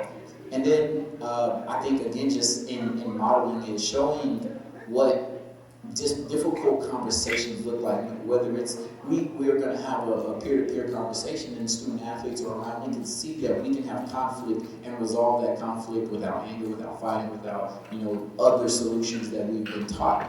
And so I think mimicking that behavior and being a safe place where they can turn to is crucial. Or modeling that behavior, so I say mimicking. Black and brown students' abilities to overcome barriers. So I'm not a counselor, but just as someone who is Hispanic and just my lived experience and what I see in my community and also in Black communities, it's like everything that existed prior to the pandemic was exacerbated. So the systemic racism, the inaccessibility to transportation or to healthcare access didn't go away or stay the same, it got worse. And so let's look at the digital gap. Black and brown households had a greater difficulty accessing higher internet, and that's a huge problem if the education model went to virtual learning. So I would say it was a recipe of really just intensifying existing systemic inequities, and we endured the worst of the pandemic in my opinion. Yeah, I think we did. I think the numbers show that. We endured it from a physical health standpoint and being impacted by the result, being impacted by the pandemic, but also from a mental aspect. And COVID, it was a thing that I think touched some of the greatest fears that we face as human beings. Right? We had to deal with uncertainty. We had to deal with isolation. Those are great fears for humans. To not know what's on the other side of that. That's where all of religion and faith and all these things come from, because we're trying to answer what happens after all of this. Right? It's a terrifying thing for us. And so it heightened that. We didn't know if we went to the grocery store, if it was going to result in us being sick, someone that we knew being sick. People lost a lot of lives. So grief and that tragedy struck us all, and it continues to. Like last night, I saw one of my middle school friends, and he just posted, his mom just passed away from COVID. Like, it's still affecting people. And then that fear of, or not even fear, but just being isolated. Isolation, and they say, prolonged loneliness is equivalent to having 15 cigarettes a day on your health. People were experiencing this deep, deep loneliness throughout this, and we get impacted worse when it comes to those crises, because we don't have always have the access. We don't always have the ability to go get the treatment and support that we need, and so, greatly impacted by that. That is definitely right. With COVID, those things, we had things that were happening prior to COVID, like President Hampton mentioned, and post-COVID, we have seen an increase in just those things coming to light that people were already struggling with. Our children were abruptly snatched from their environments, most of them safe spaces, because for many of our children, schools are the safest places for them. They were abruptly removed from those environments, not able to say those goodbyes, not able to do those normal things that they had been doing. And so their norm was disrupted, and there was no way for those, for many of them, for those situations and challenges to be addressed. And then we also have parents, let's not forget parents, who have unresolved challenges and not knowing what to do with themselves. And if I'm not able to cope with my own personal challenges, then what am I going to do about a child who's struggling emotionally and mentally? And we've had a subliminal rug where things are just being swept under that rug, and now what we're finding ourselves doing is tripping over that rug. And so if we don't continue to have these conversations and educate our community, it is definitely going to get worse. Okay. Our fourth question is, this is from a student's perspective. As a student, what can I do to help my friends who are struggling? So I really like this question because I started college in 2009, so I'm very removed at this point, but I wish I had this type of awareness and discussions, I'm sure they were there, but I did not have that interest and that initiative to really work on my mental health. So my college years were very challenging. There's a lot of things that I struggled with, and I wish that maybe my friends at the time could have asked some questions like, hey, I noticed you're blacking out when you're drinking. I noticed you're getting into fights and things like that. And they didn't, and that's okay because they were just trying to do the best they could for themselves. They're young too. And so I would say for those students that might notice something, and if it's too much for you to maybe approach your friend, then lean on counseling services on your campus. Lean on, I know Mr. Taylor mentioned like Headspace and all these different apps that are available that can also equip you. And when it comes to yourself, be curious. So I really encourage people to be very compassionately curious about themselves. So, you know, I struggled with drinking when I was in college. So instead of asking myself, why do you keep doing this? Why do you keep messing up? I wish I would have asked myself, what is behind the drinking? Why do you keep doing it? And kind of like what Mr. Taylor said, that trauma that we experience prior to college will only be compounded by the stress of college and new environment. I mean, everything is so new, so much stress to perform, and of course the different pressures of maybe your first time being around alcohol, or your first time dating, and things like that. So I would definitely encourage you to be curious about yourself and as well as your friend, and set boundaries. So like I said, if it's too much maybe for you to, because it's not your role to diagnose them or treat them. It's just, you know, if you see something, say something, do something, reach out to someone that is trained. But that's truly being a friend, is if you really love and ride for somebody, you're gonna say something and you're gonna be there for them. I was just going to say that in the college years, once you start college, that's a very pivotal transitional period, and there are going to be challenges and changes. You're adapting, like you said, to the new environment. You're adapting to the responsibilities of going from a child to an adult. Your responsibilities change. You don't have anybody there giving you step by step what it is that you need to do, but you are responsible for yourselves. And I would say one thing that I found as a college student and even in graduate school, I looked at the people who were trying to do it alone, knowing that we don't have to do it alone. We don't have to life alone. Even as graduate students, I oftentimes will tell our classmates, we never communicated. Nobody worked together, no one studied together. Everybody was just pretty much out there on their own. And so that's a transition period as well. And as adults, running households, raising children, tending to marriages and jobs and other responsibilities, we don't have to do these things alone. And I think that's what we need to be mindful of as well, and especially with our young people. You don't have to do it alone. So always have your support system. Get a network of peers and professionals, your teachers, to help you and guide you through your journey. I'm gonna piggyback right off of that. Best Colleges did a report and showed who do people feel safe and comforted by, who are those first people they go to, and it's their peers, it's other students. And so 65% say their other peers, followed by 56% go to their parents. And so with that knowledge, right, creating peer-to-peer groups, right, affinity groups, whatever, if it's BIPOC, LGBTQ affinity groups where we talk and we're vulnerable about the conversations that we don't have out there in the world. We feel safe in this group, and you can't come to this group if you're not going to keep it a safe place, right? Because everybody needs to feel that and be comforted in that way.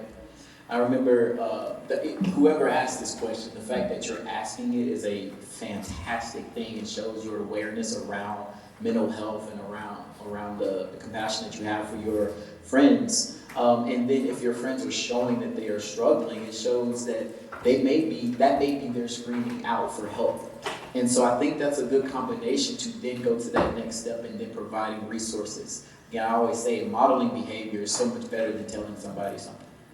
I can tell you go to therapy, I can tell you go to therapy, but if I get up and go to therapy myself, and then you see the impacts that it's having on me, that may change something in you.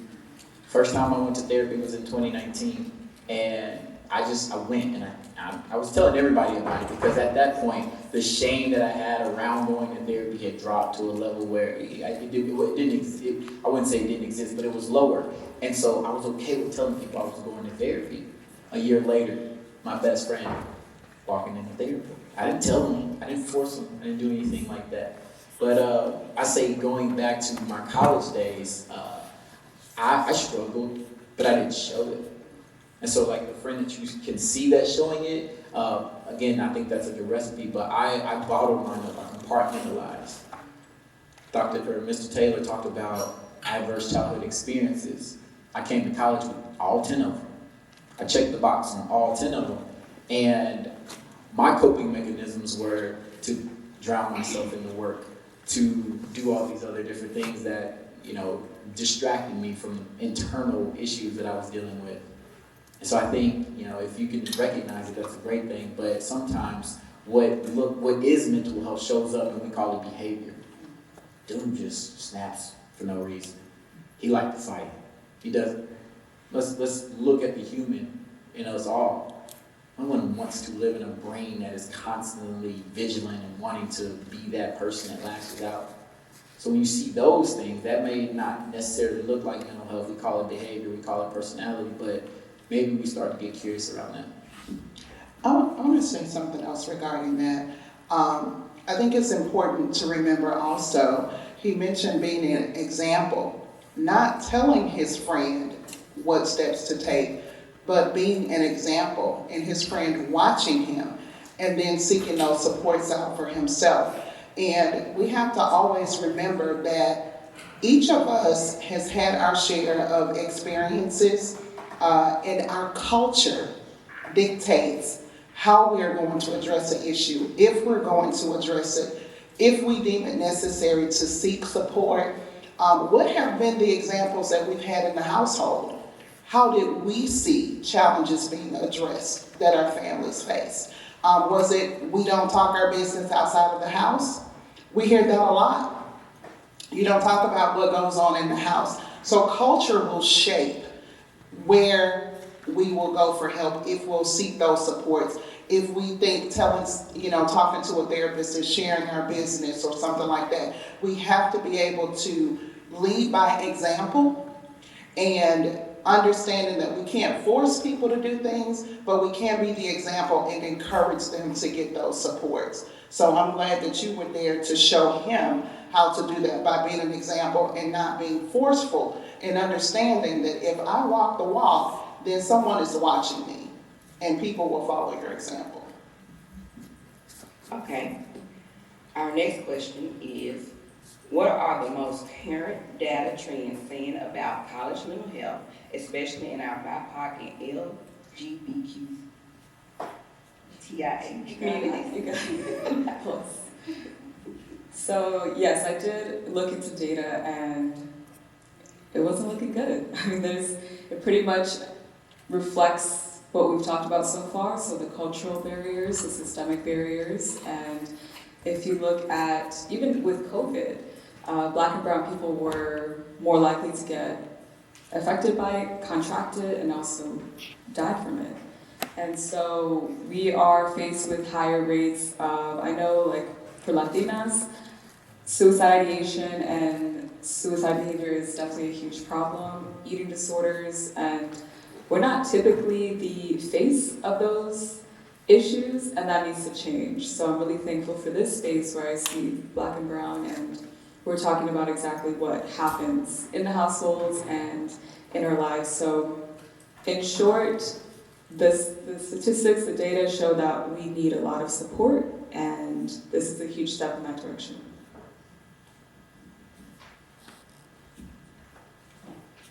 There has been a tremendous increase in, of course, anxiety and depression and even PTSD.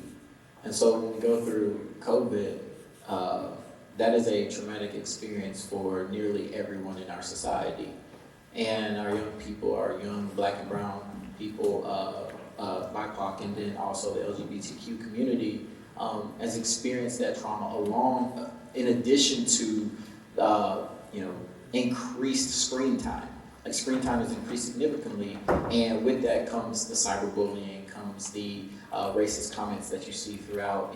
Go to any comment section. It's the worst place to be in America, in the world, is the comment section of Twitter, Instagram, YouTube. Anytime I post anything about being a Black man, I know it's coming. I have to prepare myself for that, but why? Why should I have to prepare myself for that? And so with that trauma that comes even lower levels of self-esteem, greater levels of shame, greater levels of grief, grieving self, and those are impacting us significantly, young Black and brown LGBTQ people. And then to see what responses happen around that, what support is in the systems. I'll be honest, like, the people who talked about loving me, cared for me, and then were experiencing these same comments that I would get and see the things that I would see, talk about. I wrote a book called Perseverance Through Severe Dysfunction, Breaking the Curse of Intergenerational Trauma as a Black Man in America. And so it's one part mental health, one part social justice.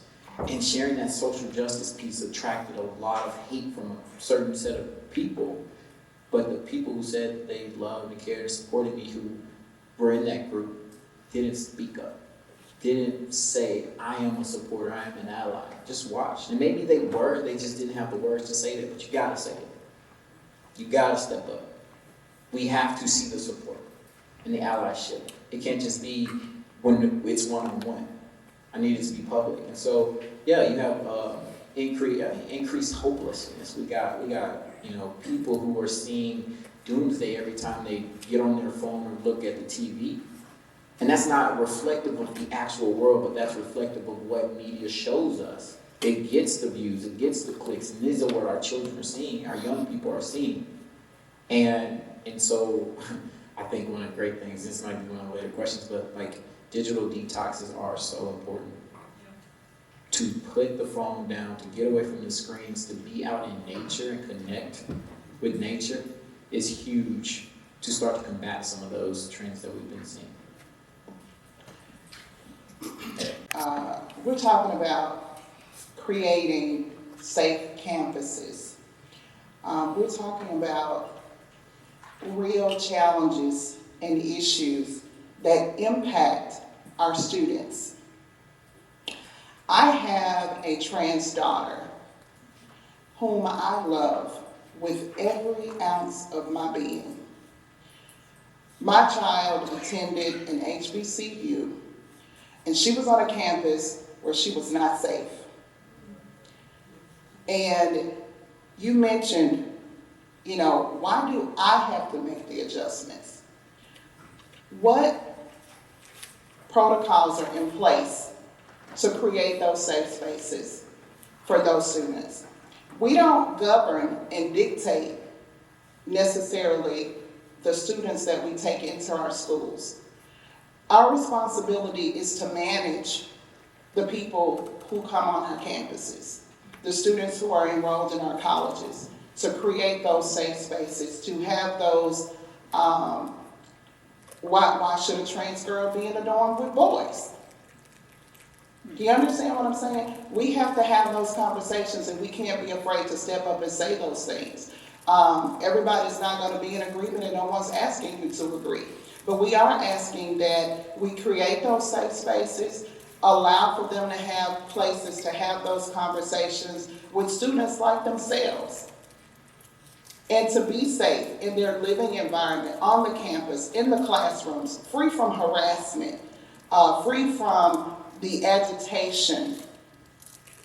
And that's where a lot of our mental health issues are coming from too. A student should not make attempts on their life or die by suicide because I'm not accepted, or because I'm being picked on, or I'm not safe at school, or I'm not safe in the classroom. I'm afraid to go take showers, things of that nature. And so we have to have these conversations. And then as I look out across the room, I see a lot of people sitting in here, but I don't see a lot of students. And that's who it's impacting.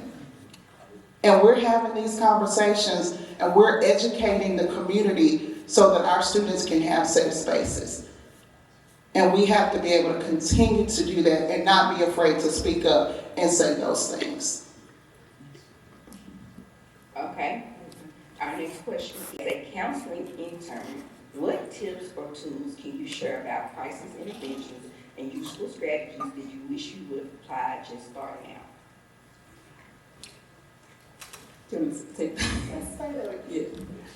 As a counseling intern, what tips or tools can you share about crisis interventions and useful strategies that you wish you would have applied just starting out?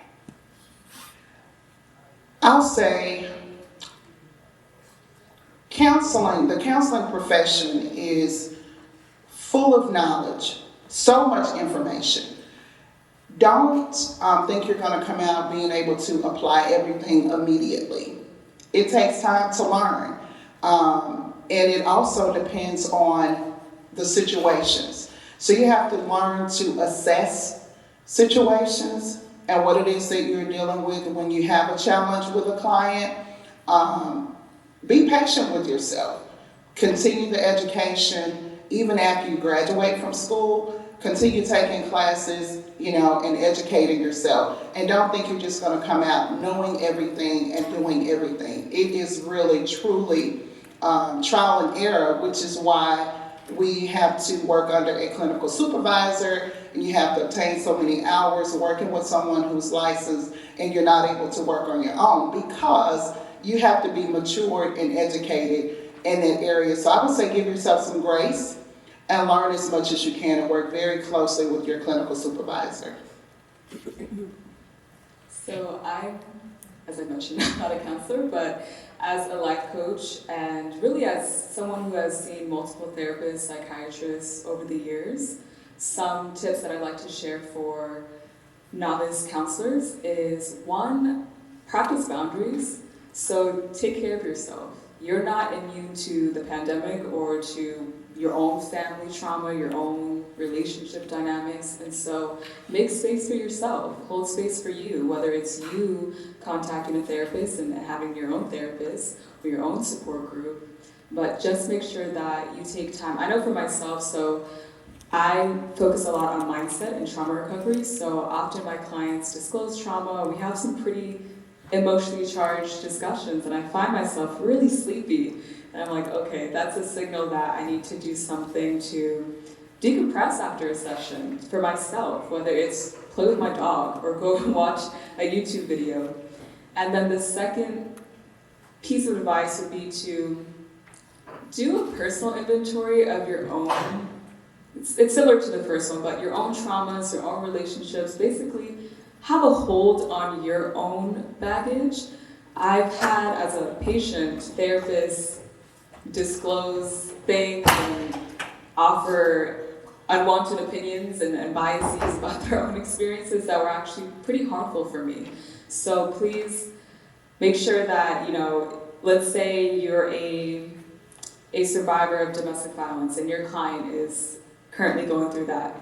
Check yourself. You're not talking to you in that position, you're talking to someone else. They have their own views, they have their own autonomy.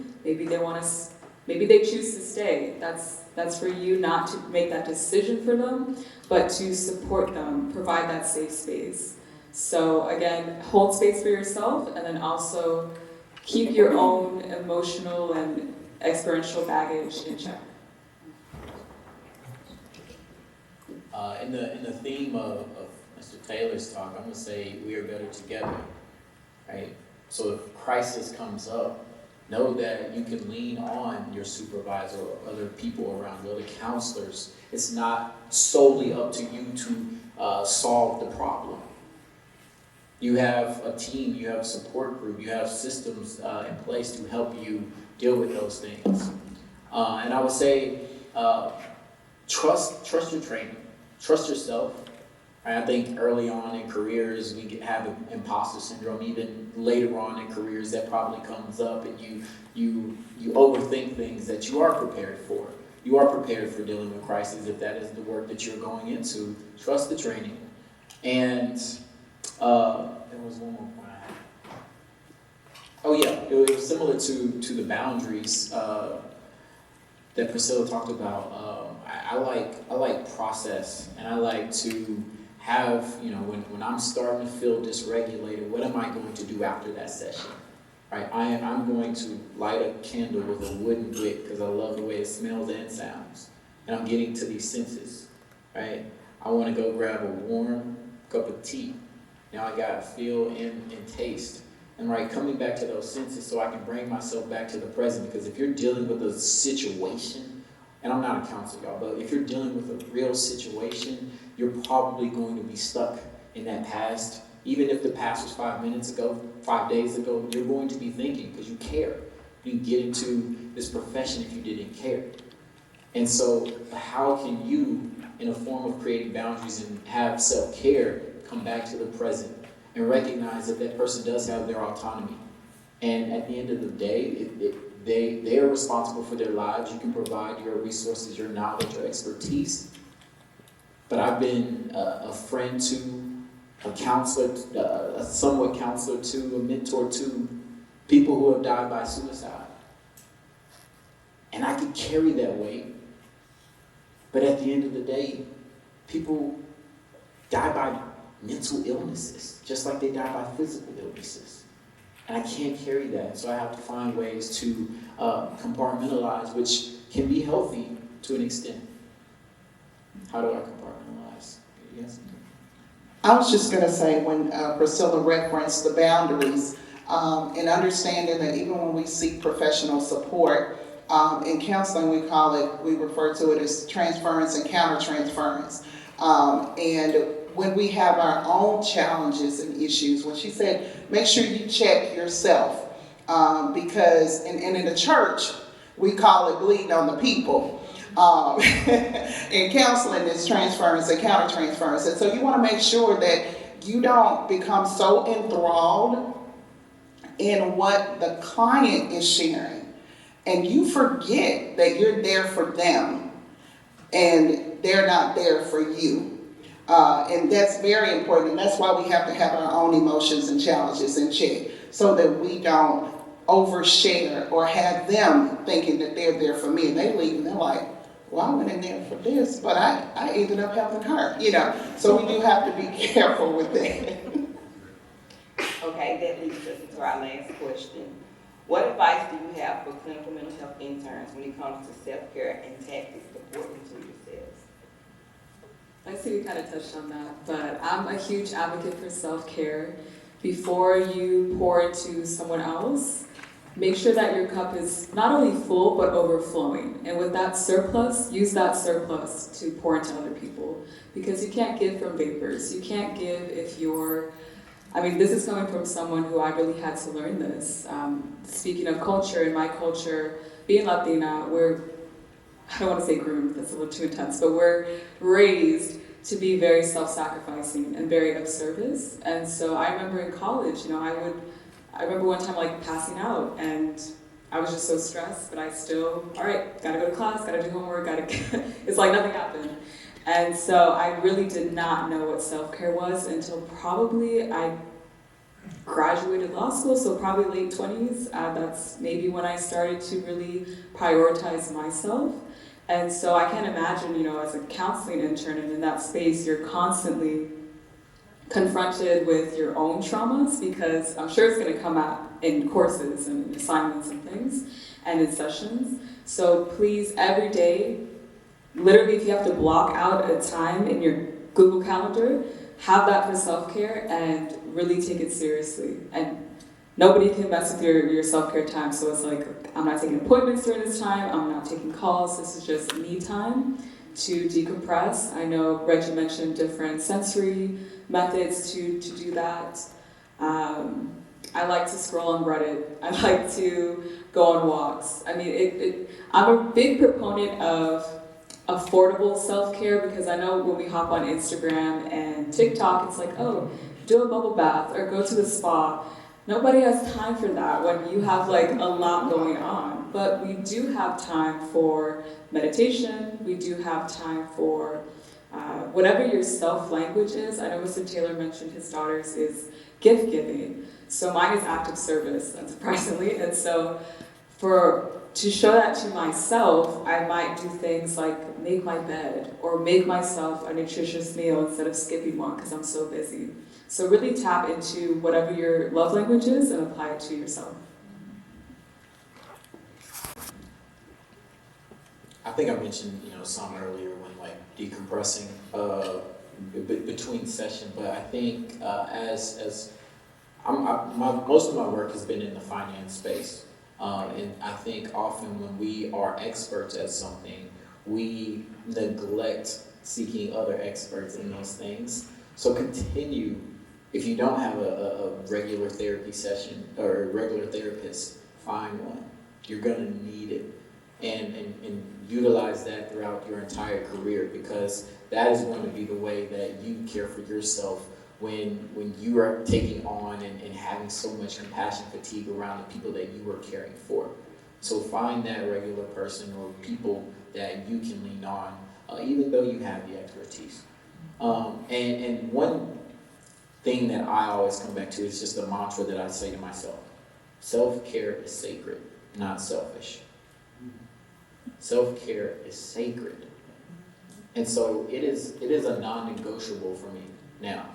Like if this moment is dedicated, I got blocks in my calendar where it says my time. And my time is not interrupted by anybody else. If I choose to spend my time with someone else, then that's my choice, but my time is my time. And so recognize that it is sacred and that you must hold that dearly. And that has to be a huge boundary for you so that you can be the best version of you that you want to show up to for your clients, for your family, for your life. Patience. I'm in financial. I would like to say, when it comes to self-care, one of the key things is setting boundaries, respecting those boundaries yourself, and then enforcing those boundaries when it comes to other people. In doing so, you teach people how to treat you. I would also piggyback on what he said about making sure that you have someone as well that you can go to and refer to. And because I have such a tender heart and I'm so compassionate, I had to literally pray about it because I didn't want the things that were coming to me to bog me down and then I not be able to function in the capacity that I needed to once I left those people that I'm called to help. And so I lead by being concerned and not consumed. And that means that what you bring to me, you bring it to me, but I have somewhere that I take it so that I don't carry it away with me. So set those boundaries and those expectations, respect your own boundaries, enforce them with other people, and learn and live by being concerned but not consumed. Okay. Can I add a little bit more to that? I went into a therapy session one time last year, and I was dysregulated, to put it lightly, but I was pissed off. I was upset, I was triggered, and I did not want to be there. I probably hadn't talked to people in probably 2 days prior to that. And I saw it on my calendar and I started to cancel it. And when I got to therapy, I was like, I really wanted to cancel this because I didn't want to be that patient for you. I didn't want you to have to deal with me in this moment. And my therapist said something to me that was illuminating to some of the things some patterns that I've had in my life, but also just saw some helpful modeling from what she said. She said, Reggie, you don't have to caretake for me. I have my own system and recovery and things that I do that I put in place so that I can deal with patients who show up like you're showing up. So you don't have to caretake for me. And so when you think about that, like, she has to be there to show up for me so that I can have a full experience in that session. And then she knows no matter how high or how low it gets, she has something around that. So that's why this is so critical. Because that might have been followed up with another patient that was just as low or lower. And so she's having these back to back, but she has a process, has something. So create that for yourself so that you can then move to the next and give everyone the treatment that they deserve. Okay, so at this time, thank you to our panelists for being here today. We're going to move forward with lunch in the cafeteria at this time.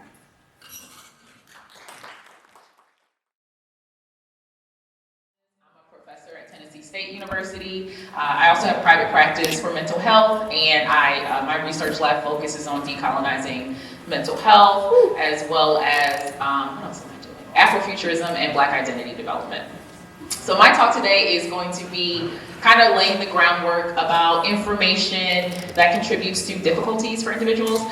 I always think that my specialty is in Black mental health, not BIPOC mental health, specifically Black mental health, because our mental health is linked with the way the world treats us, and every single culture gets treated differently. But when it comes to the Black community, you have to be well versed in everything when it comes to individuals of African descent, even before enslavement. So all of my training, when it comes to clinical work, when it comes to science, when it comes to everything, is in Black mental health.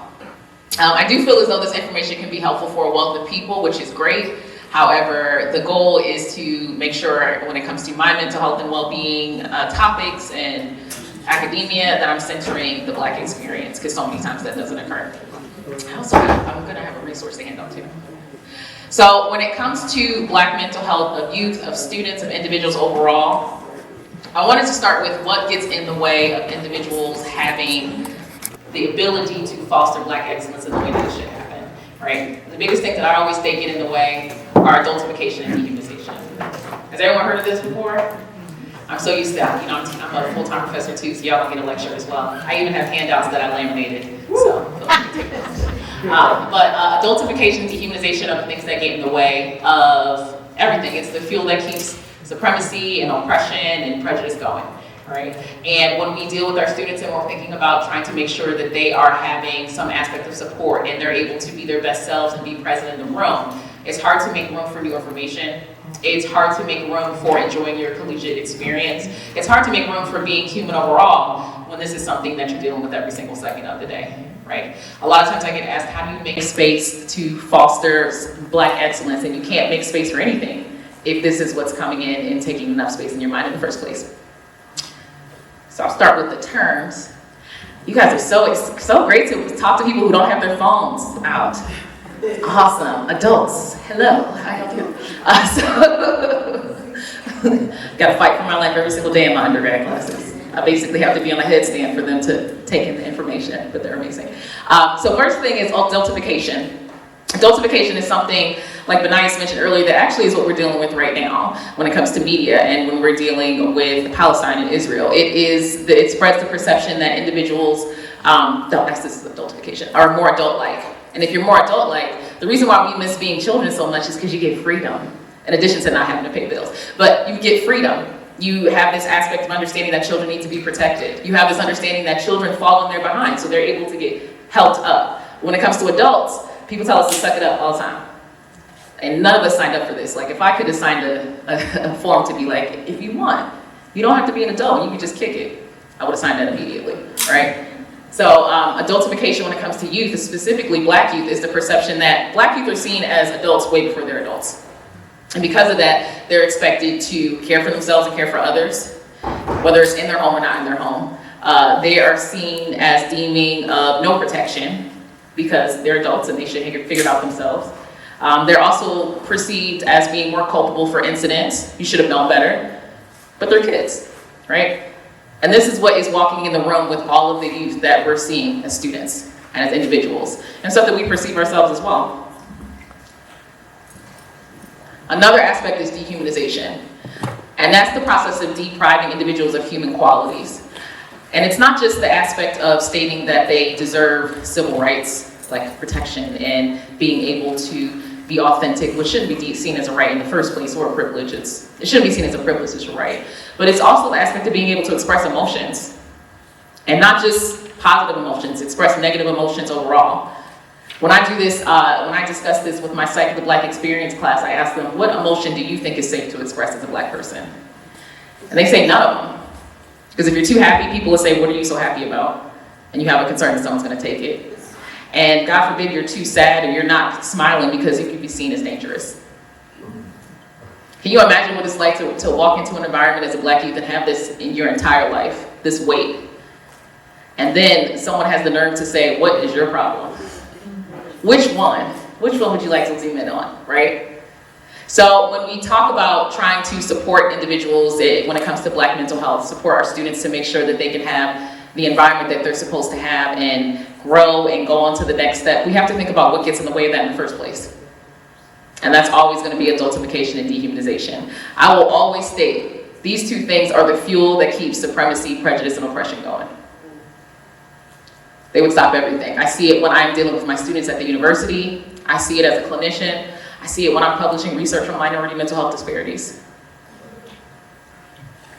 So, how does it manifest? So this is going to be really important for you guys to be able to know what you see with your students. Most of the time, we don't have students who come in and say, I am having an incredibly tough day. I'm dealing with the impact of dehumanization, and I think that it is causing me to be incredibly stressed out, and that's why I did not complete the assignment. Wouldn't that be amazing? Because I could be like, oh, that's totally reasonable. Let's see if we can provide some extension. We have people who cannot focus because, once again, when this is coming up in your brain, you can't really deal with executive functioning. We have people who are deemed as looking upset and angry. But honestly, if anyone knows anything, I always tell my patients and tell my students, we think of the anger iceberg. Anger is what you see above the water, but under it is shame and disgust and guilt and sadness, right? We see students who honestly feel as though they feel hopeless and helpless and they feel like they can't make a way and they're just showing up because they signed up for school and they can't think of anything else to do. These are some of the things I want you to be aware of, because there can also be things that you can zoom in on to possibly help your students.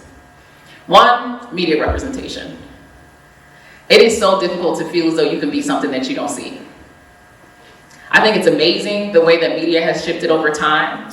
But one of the things that I do in my office is I'm at an HBCU, every single student comes in my office will see some image that looks like them in my office, right? When I'm working with my patients in clinical health and we're talking about dealing with the impact of stereotypes and racism-related fatigue and how it impacts their well-being, we have to do a media detox. I ask them, what are you watching and how many times do you see yourself in media that actually looks good? You'd be surprised how many times we ingest information, whether covertly or overtly, that makes us feel terrible.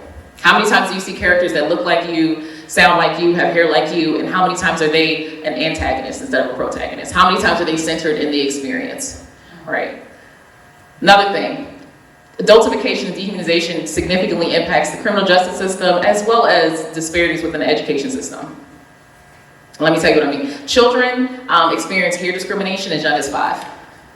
The way that their hair grows out of their head, hair discrimination as young as 5. And they're also seen as 4 to 5 times more likely to receive certain in-school suspension, out-of-school suspension, disciplinary actions than their European American counterparts who are displaying the same behavior. So automatically, they're getting in trouble because they're being seen as adults who should know better. And when they're dehumanized, when you other a group of people, it's easy to punish them. It's easy to take away rights that they should have, like food or water or education. It's easy to justify their mistreatment because they're not human in the first place. They're so othered. They should know better. This is what's coming in with your students when they feel as though they always have to be on.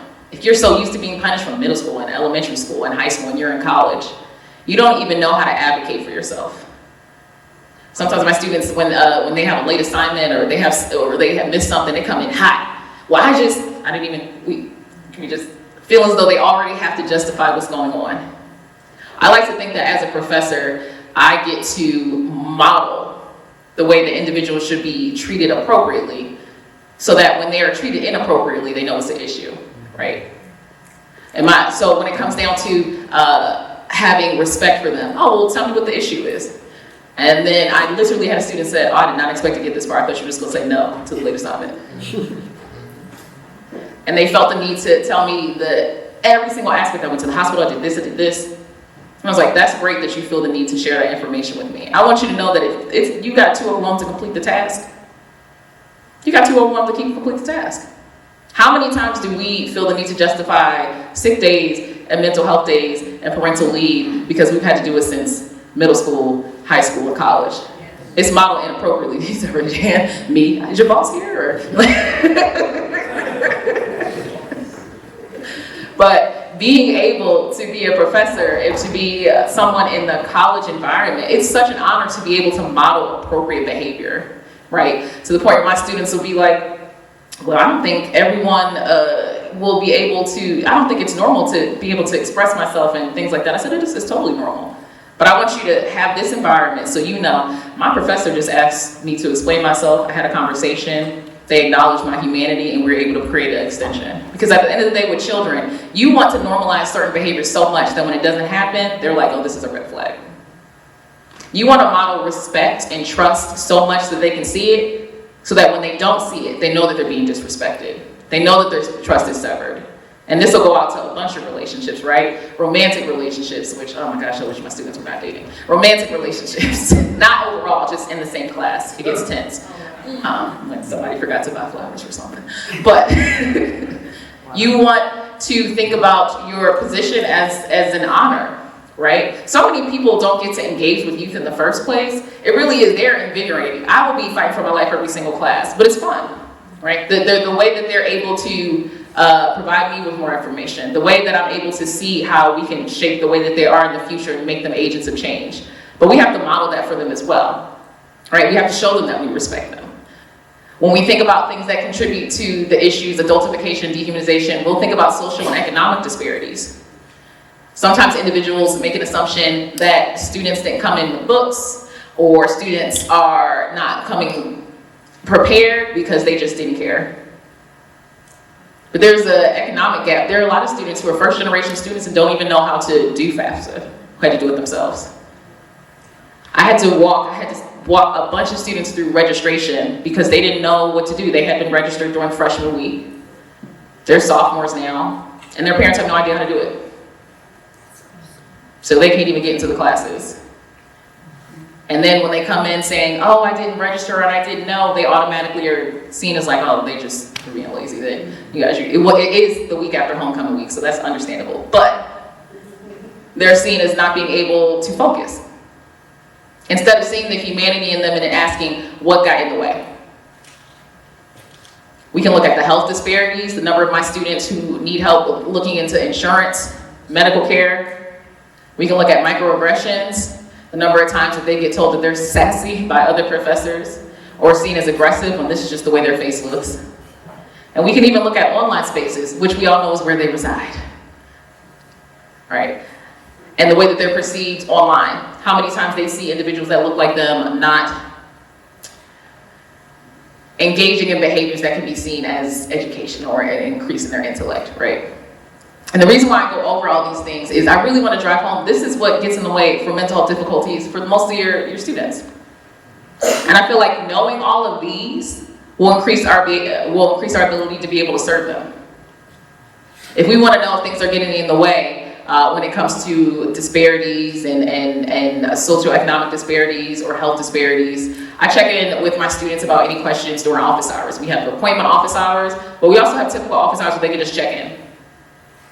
I have lists that talk about mental health access. I talk about the ways to find insurance. I talk about how to look at work study jobs, scholarships, internships, and things like that they're likely not going to get. I try to make sure when it comes to online spaces, I'm providing examples of even sitcoms that I feel like are appropriate, because my goodness, or books, or things where they'll be centered in the experience. When it comes to microaggressions, whether I see them from my peers or other students, I make it a point to call it out. And not call it out in a way of making you feel uncomfortable, calling it out in a way of stating, I can see how someone will believe that. How about we go over where that comes from, and you tell me if you still believe that. Providing that space. When it comes to the aspect of like criminal justice and children being more likely to have disciplinary tactics and techniques, I provide room for the fact that a lot of them communicate differently than me. In my head, I may be internally screaming at the number of times I heard bruh and the, the fact that I cannot follow the conversation. But I make it a point to breathe, make sure I listen, and try to allow them to communicate with me the way that they're used to communicating, right? Trying to provide them with the ability to be human in the room, which is taken away from them so often.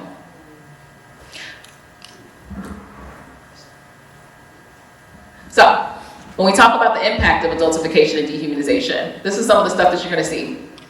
Psychological and emotional impact, social, economic, health, and educational.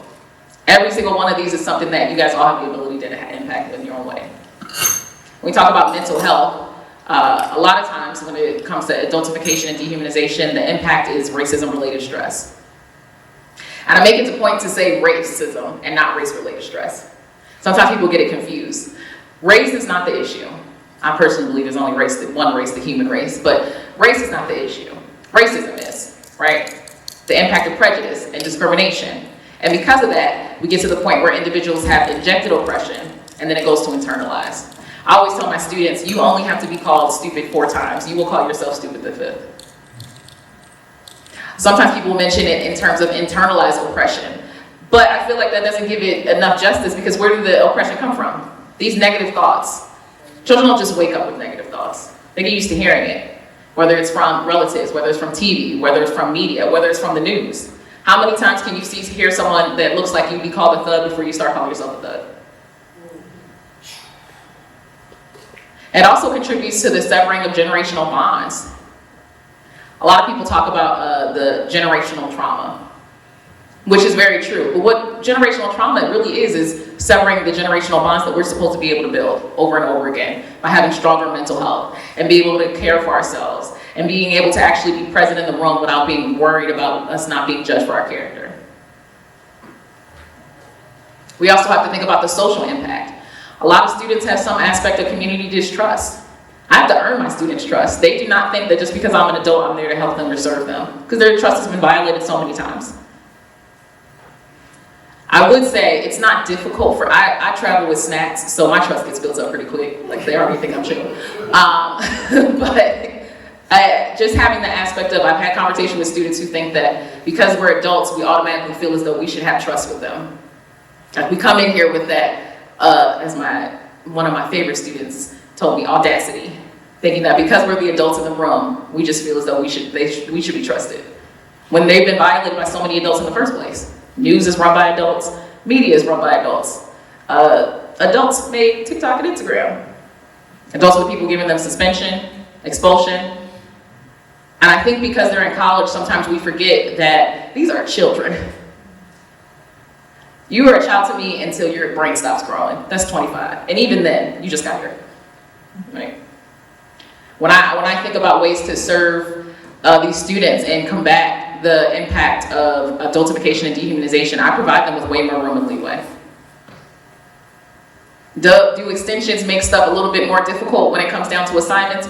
Yeah, but I feel like we also need to address that assignments are not the only way for children to learn.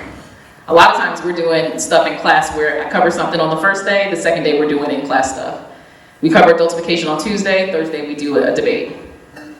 We cover African-centered psychology on Tuesday, Thursday we're doing think, pair, shares. And I'll give them an exit ticket, which means unless you answer the question, you're gonna have an assignment. So it behooves you to pay attention, right? Because they don't want an assignment. I also discussed the aspect of social tension when it comes to adultification and dehumanization. When you have individuals that may look like people who are so used to misinterpreting you, it becomes difficult to build bonds with them. And these can be your peers. And there's also a cultural breakdown, because at the end of the day, adultification, racism, oppression, it impacts everyone. Everyone benefits from learning from everyone. If you see what's going on and you are not upset or exhausted, you're not looking at the right things. The economic impact of disparities and limited access. So many of my peers are working right now, my students are working now on scholarships to apply for GRE programs. And they're sophomores, but they know it'll take that much time to get the money, which will impact their education, which will also impact where their mind is going. Gaps in generational wealth and limited access to many things. My classes, some of the first classes were they're discussion-based for my students. because they're used to just completing the assignments. And critical thinking will impact everything. Anyone can memorize when Columbus sailed the ocean blue. It takes critical thinking to think, to address, is this something still worth celebrating? And when we're not fostering critical thinking in our students when it comes to mental health and well-being and at the university overall, we're kind of making it so that they have difficulty in every single realm. Critical thinking helps you to identify doctors. It helps you to think whether or not you need to go to this event. It helps you to think whether or not this relationship is healthy. It's like checklists, which are easier to grade, so I totally understand why we do them. But when we do them, we're kind of making it so that they're not grasping the concept and we're not doing what we should be. When it comes down to it, most individuals became agents of change in college. Most students realized what they wanted to do by taking not only their core courses, but their elective courses. I would not have been a psychologist if I didn't go to Fisk University for school, or if I didn't take psychology as an elective. I was gonna be a nurse. I would have never survived it. It's exhausting. I have a lot of friends that are nurses, and every day I'm like, my God. I have a friend who's smaller than me, and she literally had to take down like a 300-pound man because he was running towards the door. And I'm like, wow, I'll strain my back getting out of bed today. So it can be difficult. But it was the fact that psychology was one of the first courses where we just had discussions about different topics and finding out ways to be agents of change in Black mental health. If I didn't go to Fisk for psychology, I probably never would have been a psychologist. But my professor very much, she came in the first day and said, this is a discussion-based class. If you don't talk, you're gonna fail, which seems difficult, but it's really not. And we learned about the contributors to difficulties with Black mental health overall. We learned that Kenneth and Mamie Phipps Clark were integral in Brown versus Board of Education. Psych research is the reason why schools are desegregated. You learn about things like that. And every time I step into a classroom, one of my goals is to kind of foster that in them. What makes you decide how you want to contribute to your community? Because for most individuals, but especially people of the global majority and Black people, they choose their professions to be agents of change.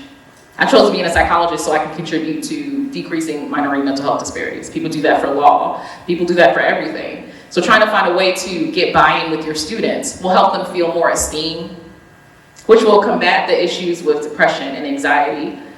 We think about the wide range of things that contribute to mental health difficulties, but one of the barriers against that is knowing who you are and feeling affirmed in your space because you go into your classroom and you're included in the curriculum. And you are discussed when it comes to issues, and you're asked your opinion, and you're able to critically think about the situation. And being in universities, we're in an amazing space to be able to do that, to be able to foster the next generation. Another thing that I often check in, I talked about this, but the health impact, health disparities. Racism contributes to mental health difficulties overall, but also physical health. I tell my students all the time, if you don't make time for health, you're gonna make time for illness. I also tell them, like, if you cough more than twice, you have to leave. It's very serious. I have little babies. So I'm like, oh, that sounds like 1.5. You may have to get an email about this assignment because I'm not doing this with you. But one of the things that to understand the impact of the strength of what we have in our positions and roles, it deals with the decreased life expectancy. Racism literally impacts the way your brain synapses fire, cardiovascular difficulties, because racism causes your stress response. And there's only so many times your stress response can upregulate before it can't downregulate anymore. So high blood pressure isn't only about the food. It's not about the food. But it's not only about the food. It's also a response to stress. Back pain, having muscle aches and fatigue and difficulties with that. A lot of times when we are having stressors and we are having concerns and we're dealing with racism in any kind of space, we tense our bodies. The back pain isn't just about, well, standing on your feet all day. It's also having the impact of racism. And these are the things that I keep an eye on when my students are coming in having difficulties. Like, okay, well, let's check in on what's going on. Your assignment is late, but let's also check on that later. Because I realize that them just walking around in this world being Black in America contributes to a lot of difficulties. And trying to humanize them to let them know, I'll check in on your assignment as well, but I want to check in on you. And we talk about the educational impact, the inequalities of disciplinary techniques. Being suspended. There's a young man right now who was recently suspended. He was actually expelled because he wore locks to school. And he's had his locks for a significant amount of time. And the Crown Act, which is the Creating a Respectful and Open World for Natural Hair Act, which had to be created so that individuals did not receive discrimination based off of their hair. And think about the privilege in that. Think about how many people have to have legislation passed so that they're not discriminated against for the way their hair comes out of their head. It's absurd. But this young man is in high school, he has locks. The rule is that your hair should not be able to touch your shoulders. So his mom put his hair in a style that it did not touch his shoulders. He never walked into school with his hair touching his shoulders. And they said if you took your hair down, it would be past the length. So we're gonna suspend you until you cut it. And in addition to suspending him for when he cut it, he had in-school suspension, so he wasn't learning. And they thought that he would be able to go back into the school, and now they're going to send him to an alternative program. And when asked his opinion about the situation, he said, I just want to go back to being a kid again. And just because of the way he wore his hair. There was an incident 2 years ago of a young black man who they cut his locks. He was in high school. Just to participate in a wrestling match that he'd been training all year for. These are the things our students are coming in with. There's also limited representation in the curriculum. It's very difficult to believe you can be something that you don't see. Or anytime you do see someone discussing you, it's only about enslavement. Or what I call the big three, who are also amazing people, but Malcolm X, Martin Luther King Jr., and Rosa Parks. There are individuals who don't get to see people that are not gender conforming. There are people who don't get to see individuals who do something outside of activism. There are black chefs, there are black scientists, there are black artists, there are black skateboarders, there are black everything. How often do you not feel like you can't be that if you don't get to see it? So how do we combat these issues? And I always say combat, I'm very intentional in my language. Adultification and dehumanization are violence against the black community. Point blank period. If we understand as a people, and which we all do, that seeing yourself, having representation, it contributes to strong mental health. If we understand that having positive adjectives describing these individuals creates better mental health. If we understand that seeing people as human creates better mental health. And for this community, we're not doing it, it's intentional. And it's violence. So how do we combat things like this? Multiple ways. Education system, have a more inclusive curriculum. And posters. I remember having a research study that was an amazing research study that I read about, but students should have participated in, and they thought it wasn't for them because the people on the flyer didn't look like them. And it was at HBCU. Having conversations that aren't only like yes or no questions, having committees on organizations such as we just started the Association of Black Psychologists at our university that has opportunities for networking, funding, and possible publication before they even graduate. There's so many students who thought that they couldn't even attend grad school because they couldn't afford it. There's scholarships out there for that. One of the courses that I teach and one of the research studies that I do are all about decolonizing introduction to psych courses. So we talk about psych from feminist pedagogy, of course, womanist pedagogy. We also talk about cultural aspects of it. We talk about Freud. He's not my faith. He had a lot of issues, and yet he was telling everyone else they had theirs. But we also talk about it from the aspect of liberatory psychology, right? Liberation, I identify as a liberation psychologist. I'm a clinical psychologist as well. But that is, the purpose is not only to deal with what's in the room and internally in the mind, but also contributing to the things that get in the way of them being able to be present in the first place. For example, if I know for a fact as a clinician that every single time my patient comes in and they're talking about having issues with hair discrimination, and I'm not trying to think about ways to contribute to the decrease of hair discrimination outside the office, you're not a liberation-oriented person. So many times we get bogged down with like what's happening in the room without realizing that a lot of times the issue is what we can contribute outside of the room. I will say I have found that most of my patients could do better if they just had like a smooth $50,000. I can't do that, but I can help link them up with resources and social programs that can contribute to their difficulties. You can do the same thing in the education system. One of my students was unable to travel to a conference to present her research because we didn't have any funding for her to just travel to fly. So the next year we looked into the issue of trying to get students more funding, to give them more opportunities and expertise. Because at the end of the day, the biggest thing that's going to contribute to them learning more and growing more is getting off campus. So one of the things I try to do all the time is find a way to get them out of there, even if it's for a weekend. I just need you to get away from that friend I don't like for a little weekend. So I just need you to meet some new people. They seem delightful, but every time you hang out with them, it's like, oh, okay. Community engagement. Being linked into the communities that you're surrounded with. I went to Fisk. My husband is from Nashville, so I get to be around the environment a lot. But being aware of the fact that most of the people who come to Tennessee State University are from Memphis, from here, and being aware of what's going on in their environment. If I was a professor and I didn't understand everything that was happening in Memphis last fall and I didn't bring it into the conversation in my classes, that's egregious. About having conversations about violence in the community, it doesn't make any sense. They need to also have that LinkedIn to know that we care. Because I do know that there's a lot of universities that are having difficulty discussing what's happening right now. But the students very much perceive that violence as violence. Silence speaks volumes about what individuals don't want to converse about. And we're the people that are supposed to be leading them. The goal is not to tell them what to think, but you can provide them with information about what adultification is, what dehumanization is, what genocide is, and you can decide what you think is appropriate. But if we don't talk about it being important, when they have to talk about this 10, 15, 20 years down the line, how are they going to discuss their views on genocide? Our job is to foster this kind of thought process in them, and we're skipping over it.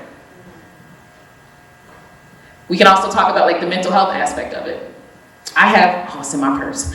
I have a little, what are they called? Cards that have resources, specifically Black mental health resources for community building. As a psychologist, I'm very well aware that mental health is not the only way, therapy is not the only way to achieve strong mental health. Community building is amazing. The resources on the page are mental health communities that center the Black experiences, as well as crisis lines as well. Being aware of how well your counseling center works at your university, because they're jam-packed. And most counseling centers are overwhelmed. So trying to find another resource for them. Because at the end of the day, nobody gets as much funding as they should. And we know that the counseling centers are going to be booked. So it's our job to also have a list of resources to forward them to as well. It's not enough to say like, oh, it's packed and maybe you can see them in a month. You can say it's packed, maybe you can see them in a month. But until then, here's a list of resources, free most of the time, that can help you as well. And also humanize them in that aspect. Having allyship, I am well aware of the fact that every student of mine that needs my help will not look like me. So trying to form solidarity in them when it comes to what they need, and not assuming that just because even if they do look like me, I understand their experience. As well as having appreciation and respect for them overall. One of the biggest complaints that my students have when it comes to what they deem as my generation, somebody called me a boomer last week, God. And there's nothing wrong with that, but it's just like, it's just math, just do math. Like, goodness sake. But the lack of respect for the community, their generation overall. They constantly feel like they're being talked down to, they constantly feel like they're not being understood. Apparently, this is worse than normal, because my mom said, I even think this is excessive. Like, I thought your generation was crazy, but this generation, oh my God. The thought process that we can build bonds with them and discuss things with them and contribute to their well-being and help them in the first place, that they would even want our help, if all we do is disparage them, is absurd. If we have the resources, which most of the time we do, we can't expect them to want us to help them if it's understood that we just have issues with them overall. Not even taking the time to, I don't want to say listen to their music, but not even taking the time to try to key in. I did, and it ruined all of my recommendations. They were like, something's wrong. So be mindful of the things they recommend, but take an interest in them. I see it the same way I do with like family therapy. When children get older, I always tell parents, like, you have to court your children at some point. Like, they used to want to hang out with you, but now you have to take an interest in what they're doing, right? More so, even whether you're interested or not, trying to find something that you key in on. I feel the same way when it comes to professors and students in counseling centers and things of that nature. Try to take the time to ask them specifically. Are you going to agree with it? No. But my goal is never to fully agree or understand what individuals are doing, because I'm not going to understand everything. But I can respect the humanity of myself and in you to try to help you and understand that at the end of the day, some aspect of appreciation and respect will go so much longer to them listening to what they need to listen to in the first place. You can have the keys to the kingdom. And if you do not vibe with them or you don't understand where they're coming from, they're not going to listen. The disrespect of the younger generation and what gets in the way of us helping them. Because most of the time we do know the answer. That's just what it is. These are just facts. But they're not going to listen if they feel as though we're disparaging them or talking down to them. Overall, when you think about solely the mental health aspect, one of the biggest things I mentioned is discussing and understanding the aspect of cultural display rules. This is something that I feel like gets in the way of a lot of people appropriately assessing, diagnosing, and working with Black youth in the first place. Cultural display rules just means the way that cultures learn to display their emotions and things of that nature. Cultural display rules are going to be very different in the Black community though. Because if you're so used to being dehumanized and seeing it as unsafe to express emotions, you're not going to come in and say, I'm feeling kind of sad and that's why I was fatigued and that's probably why I got an attitude in class today. You can't even identify what that is. So adultification and dehumanization impacts the cultural display rules, which gets in the way of people being diagnosed appropriately and assessed appropriately. And if you're not diagnosed or assessed appropriately, you're not getting the right recommendations. My dissertation for my PhD talked about minority mental health disparities for youth, and Black youth were 4 times more likely to get diagnosed with a behavioral disorder than anxiety or depression. And that's really important because they're school-age youth, and teachers can understand when it comes to anxiety and depression that this is something that we need to key in on and it's a mental health difficulty. But when they hear the word behavioral disorder, they think it's a them problem. So they're not getting the help that they need. So in order to understand and be able to help Black youth, you have to understand that the manifestation of their emotions are going to be expressed differently, which is the result of being treated differently. I've never met a child who didn't want to learn, and I've never met someone who was irritated or angry and didn't think depression. No one just walks around being angry just to be angry. It's not fun. But they don't know how to express what's actually going on.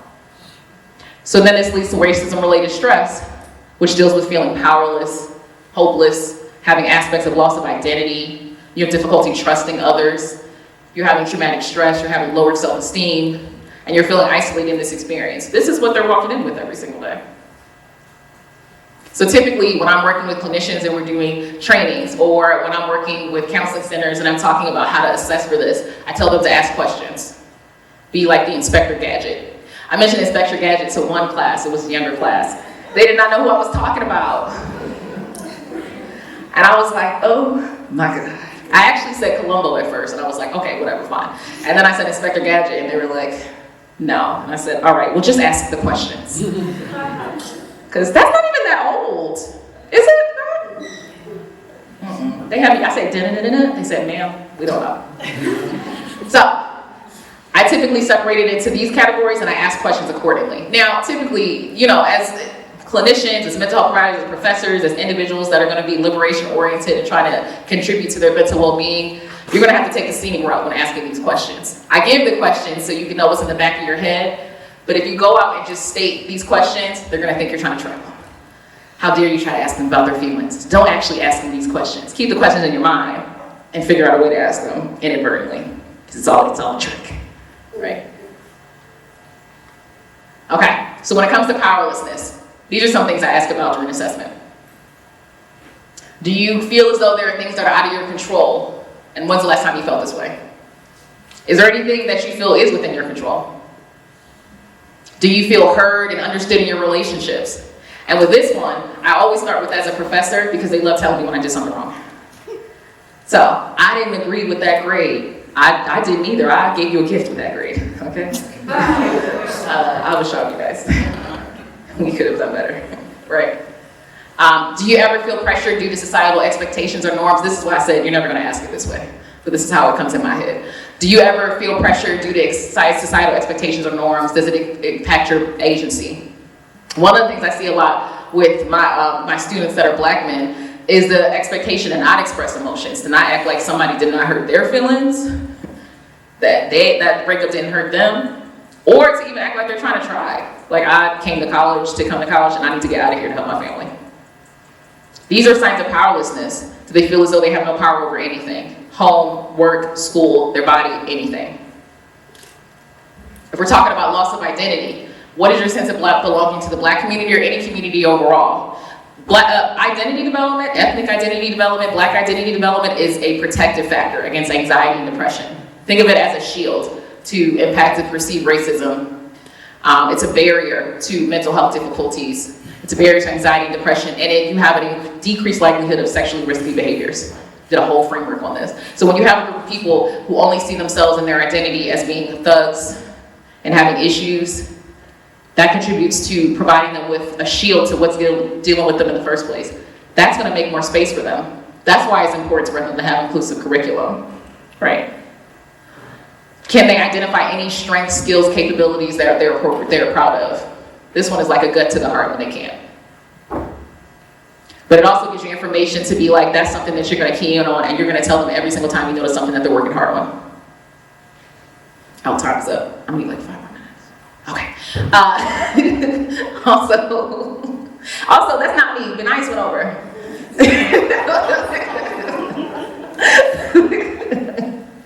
Also, do they have access to communities, environments where they don't feel the need to code switch or mask? And I think it's important to separate the difference between code switching and masking. Code switching is language. Code, you know, we're all educators here. Code means language, switch means back and forth. Most of your students are masking. They're creating whole avatars. I had a patient who was a very tall black man, and he actually stated that he made it a point to not stand when he was doing work, or he would literally crouch his body down because he understood that people would perceive him as an overpowered black man. Can you imagine not being able to just stand up straight because your mere presence is perceived as violence? Ask them how many times they have to code switch or mask. Do you have a community where you don't have to do that? Because the reason why people are being more burnt out and having more difficulties is this takes time and energy. It takes energy to do that. That's why they're more fatigued and exhausted. So ask them if they have an environment where they don't have to do that, and if they don't, work with them to find it. Have a club or group where they get to have it on the university. They gotta be there anyway, why not just go to the meeting? This is how I talk to them. Like, there's gonna be snacks, just go, it'll be fine, it's cool. I'll give you extra credit, it's fine. Force them to heal. That's how I feel. I'm gonna shove you in the room, you're gonna make some friends. That's it, I don't care. Also, do they feel the need to hide or dampen aspects of their identity or feel accepted to avoid potential harm? This is why one of the first introductions I do when students come into my room or come into my office or they come into my classroom, this is a safe space. Anytime we feel as though someone is being racist, prejudiced, homophobic, anything, we're gonna call it out because we are not gonna make this an unsafe space for any students. Because all of those things are an act of violence, and now this place is unsafe for you. And it's our job to provide safe environments for them. I also talk about traumatic stress. Do they feel safe in their community, environment, school?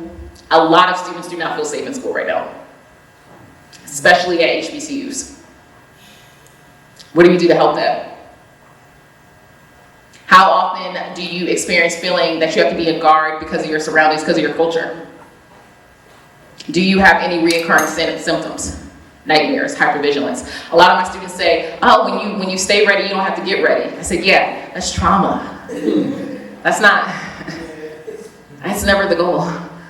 To sit by the door and not be able to not stand there. To already have your rebuttal ready because you think someone's gonna challenge you. And I always tell them, it's really hard to listen when you're thinking about what you're gonna say. That's why you miss the directions on the syllabus. Do they have difficulty trusting others? Do you have how are your relationships with your caregivers and significant figures? Are there scenarios where your distrust is heightened? Pay attention to like if this is school and if there's a way to find another environment for that. And also asking about their self-esteem. I've never had a student who hasn't had an issue of discrimination or racism or prejudice. It's awful. But how do they make you doubt your abilities? How do they impact you? When that person said there's no way you could have completed that assignment, how did that make you feel? What did that make you feel as though in the first place? Do you feel connected with your community? Because I cannot stress enough, being around individuals, because therapy is not the only way to heal, where you don't have to mask or you don't have to sublimate your identity, that is a huge protective factor. Therapy is great, but I also feel like linking individuals up with friends who have some sense and they also can speak some sense into them is also helpful. I love my students, I do, but they know. I'll be like, well, it sounds like you didn't bring sense to the party, did you? All right. So maybe next time, let's do that. So I don't have to have this conversation with you. Also, do you feel as though they've internalized certain messages or beliefs? And with this, I like to pay a lot of attention to what their automatic statements are before they even, like what comes out of their mouth quickly, how they speak to themselves. I pay a lot of attention to how they speak to themselves. Because once again, someone only has to call you stupid 4 times. You will do it the 5th. This is a lot of times where I suggest a media cleanse for them. They'll never do it. But I do have books, which I get it. I'm addicted to media too. My stuff is just actually good stuff. But a lot of times I'll have the ability to just be like, we'll donate books and see if they want something. I'll introduce them to like the best shows of all time, Living Single, which is the best answer of all time, show of all time. But also try to provide some impact of, one of the parts of my job is actually listening to their music to be like, to know what they're going through. One of the aspects of my job is I read YA books. I don't recommend anything I haven't read. One of the aspects of my job is to check in on documentaries and see what's happening in the neighborhood. It's literally my job to be educated on youth. So I can actually provide suggestions and give them another outlet, because we can't do it all, and we're not meant to. At this point, mental health is kind of like trying to give sunblock to someone on fire. And we're not meant to do it all. It was never meant to be all on us. But the thing that really additionally helps is having resources. If you don't have a good resource list, you are going to be overwhelmed and exhausted. Because we're not supposed to have to do it all. We're supposed to link them up with stuff to help them do it themselves, to foster that critical thinking. I also asked them about hopelessness. How do they feel about meanings of life, their ability to manage current or health concerns, and just feelings of isolation. I asked my students what do they see as the biggest difficulty with their generation, and they said lack of connection, which I didn't think would be an issue because they always seem like they're very connected, but they said, and I quote, "It's fake." So trying to find ways where they feel like they can be their actual selves, and rooms where they get to be that way. Hoping that my classroom and my office is a way to foster that, so that when they feel that somewhere else, they have a muscle memory for that. Because that's really what we're trying to create for them, right? Like, we want to immerse you so much in trust and respect and being centered in the experience that when you don't feel that, you can recognize that that's something that needs to go. And that's it. Thank you.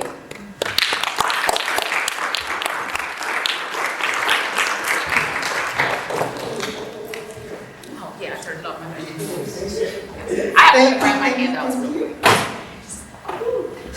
So who's been inspired today? That was so inspiring. When she said that it was like giving some buck to somebody on fire, I felt that in my soul. So definitely, Gregory, if you wouldn't mind switching to our first slideshow with all the agenda and all of that. We still have our social media kind of what's the word I'm looking for?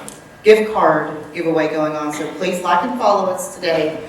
And we're going to go through it later and check your unsolicited Facebook messages, because we're going to send the information that way. So be expecting that and just look in the, I know you probably haven't looked in there in a while, so go to the spam and look for Tasco.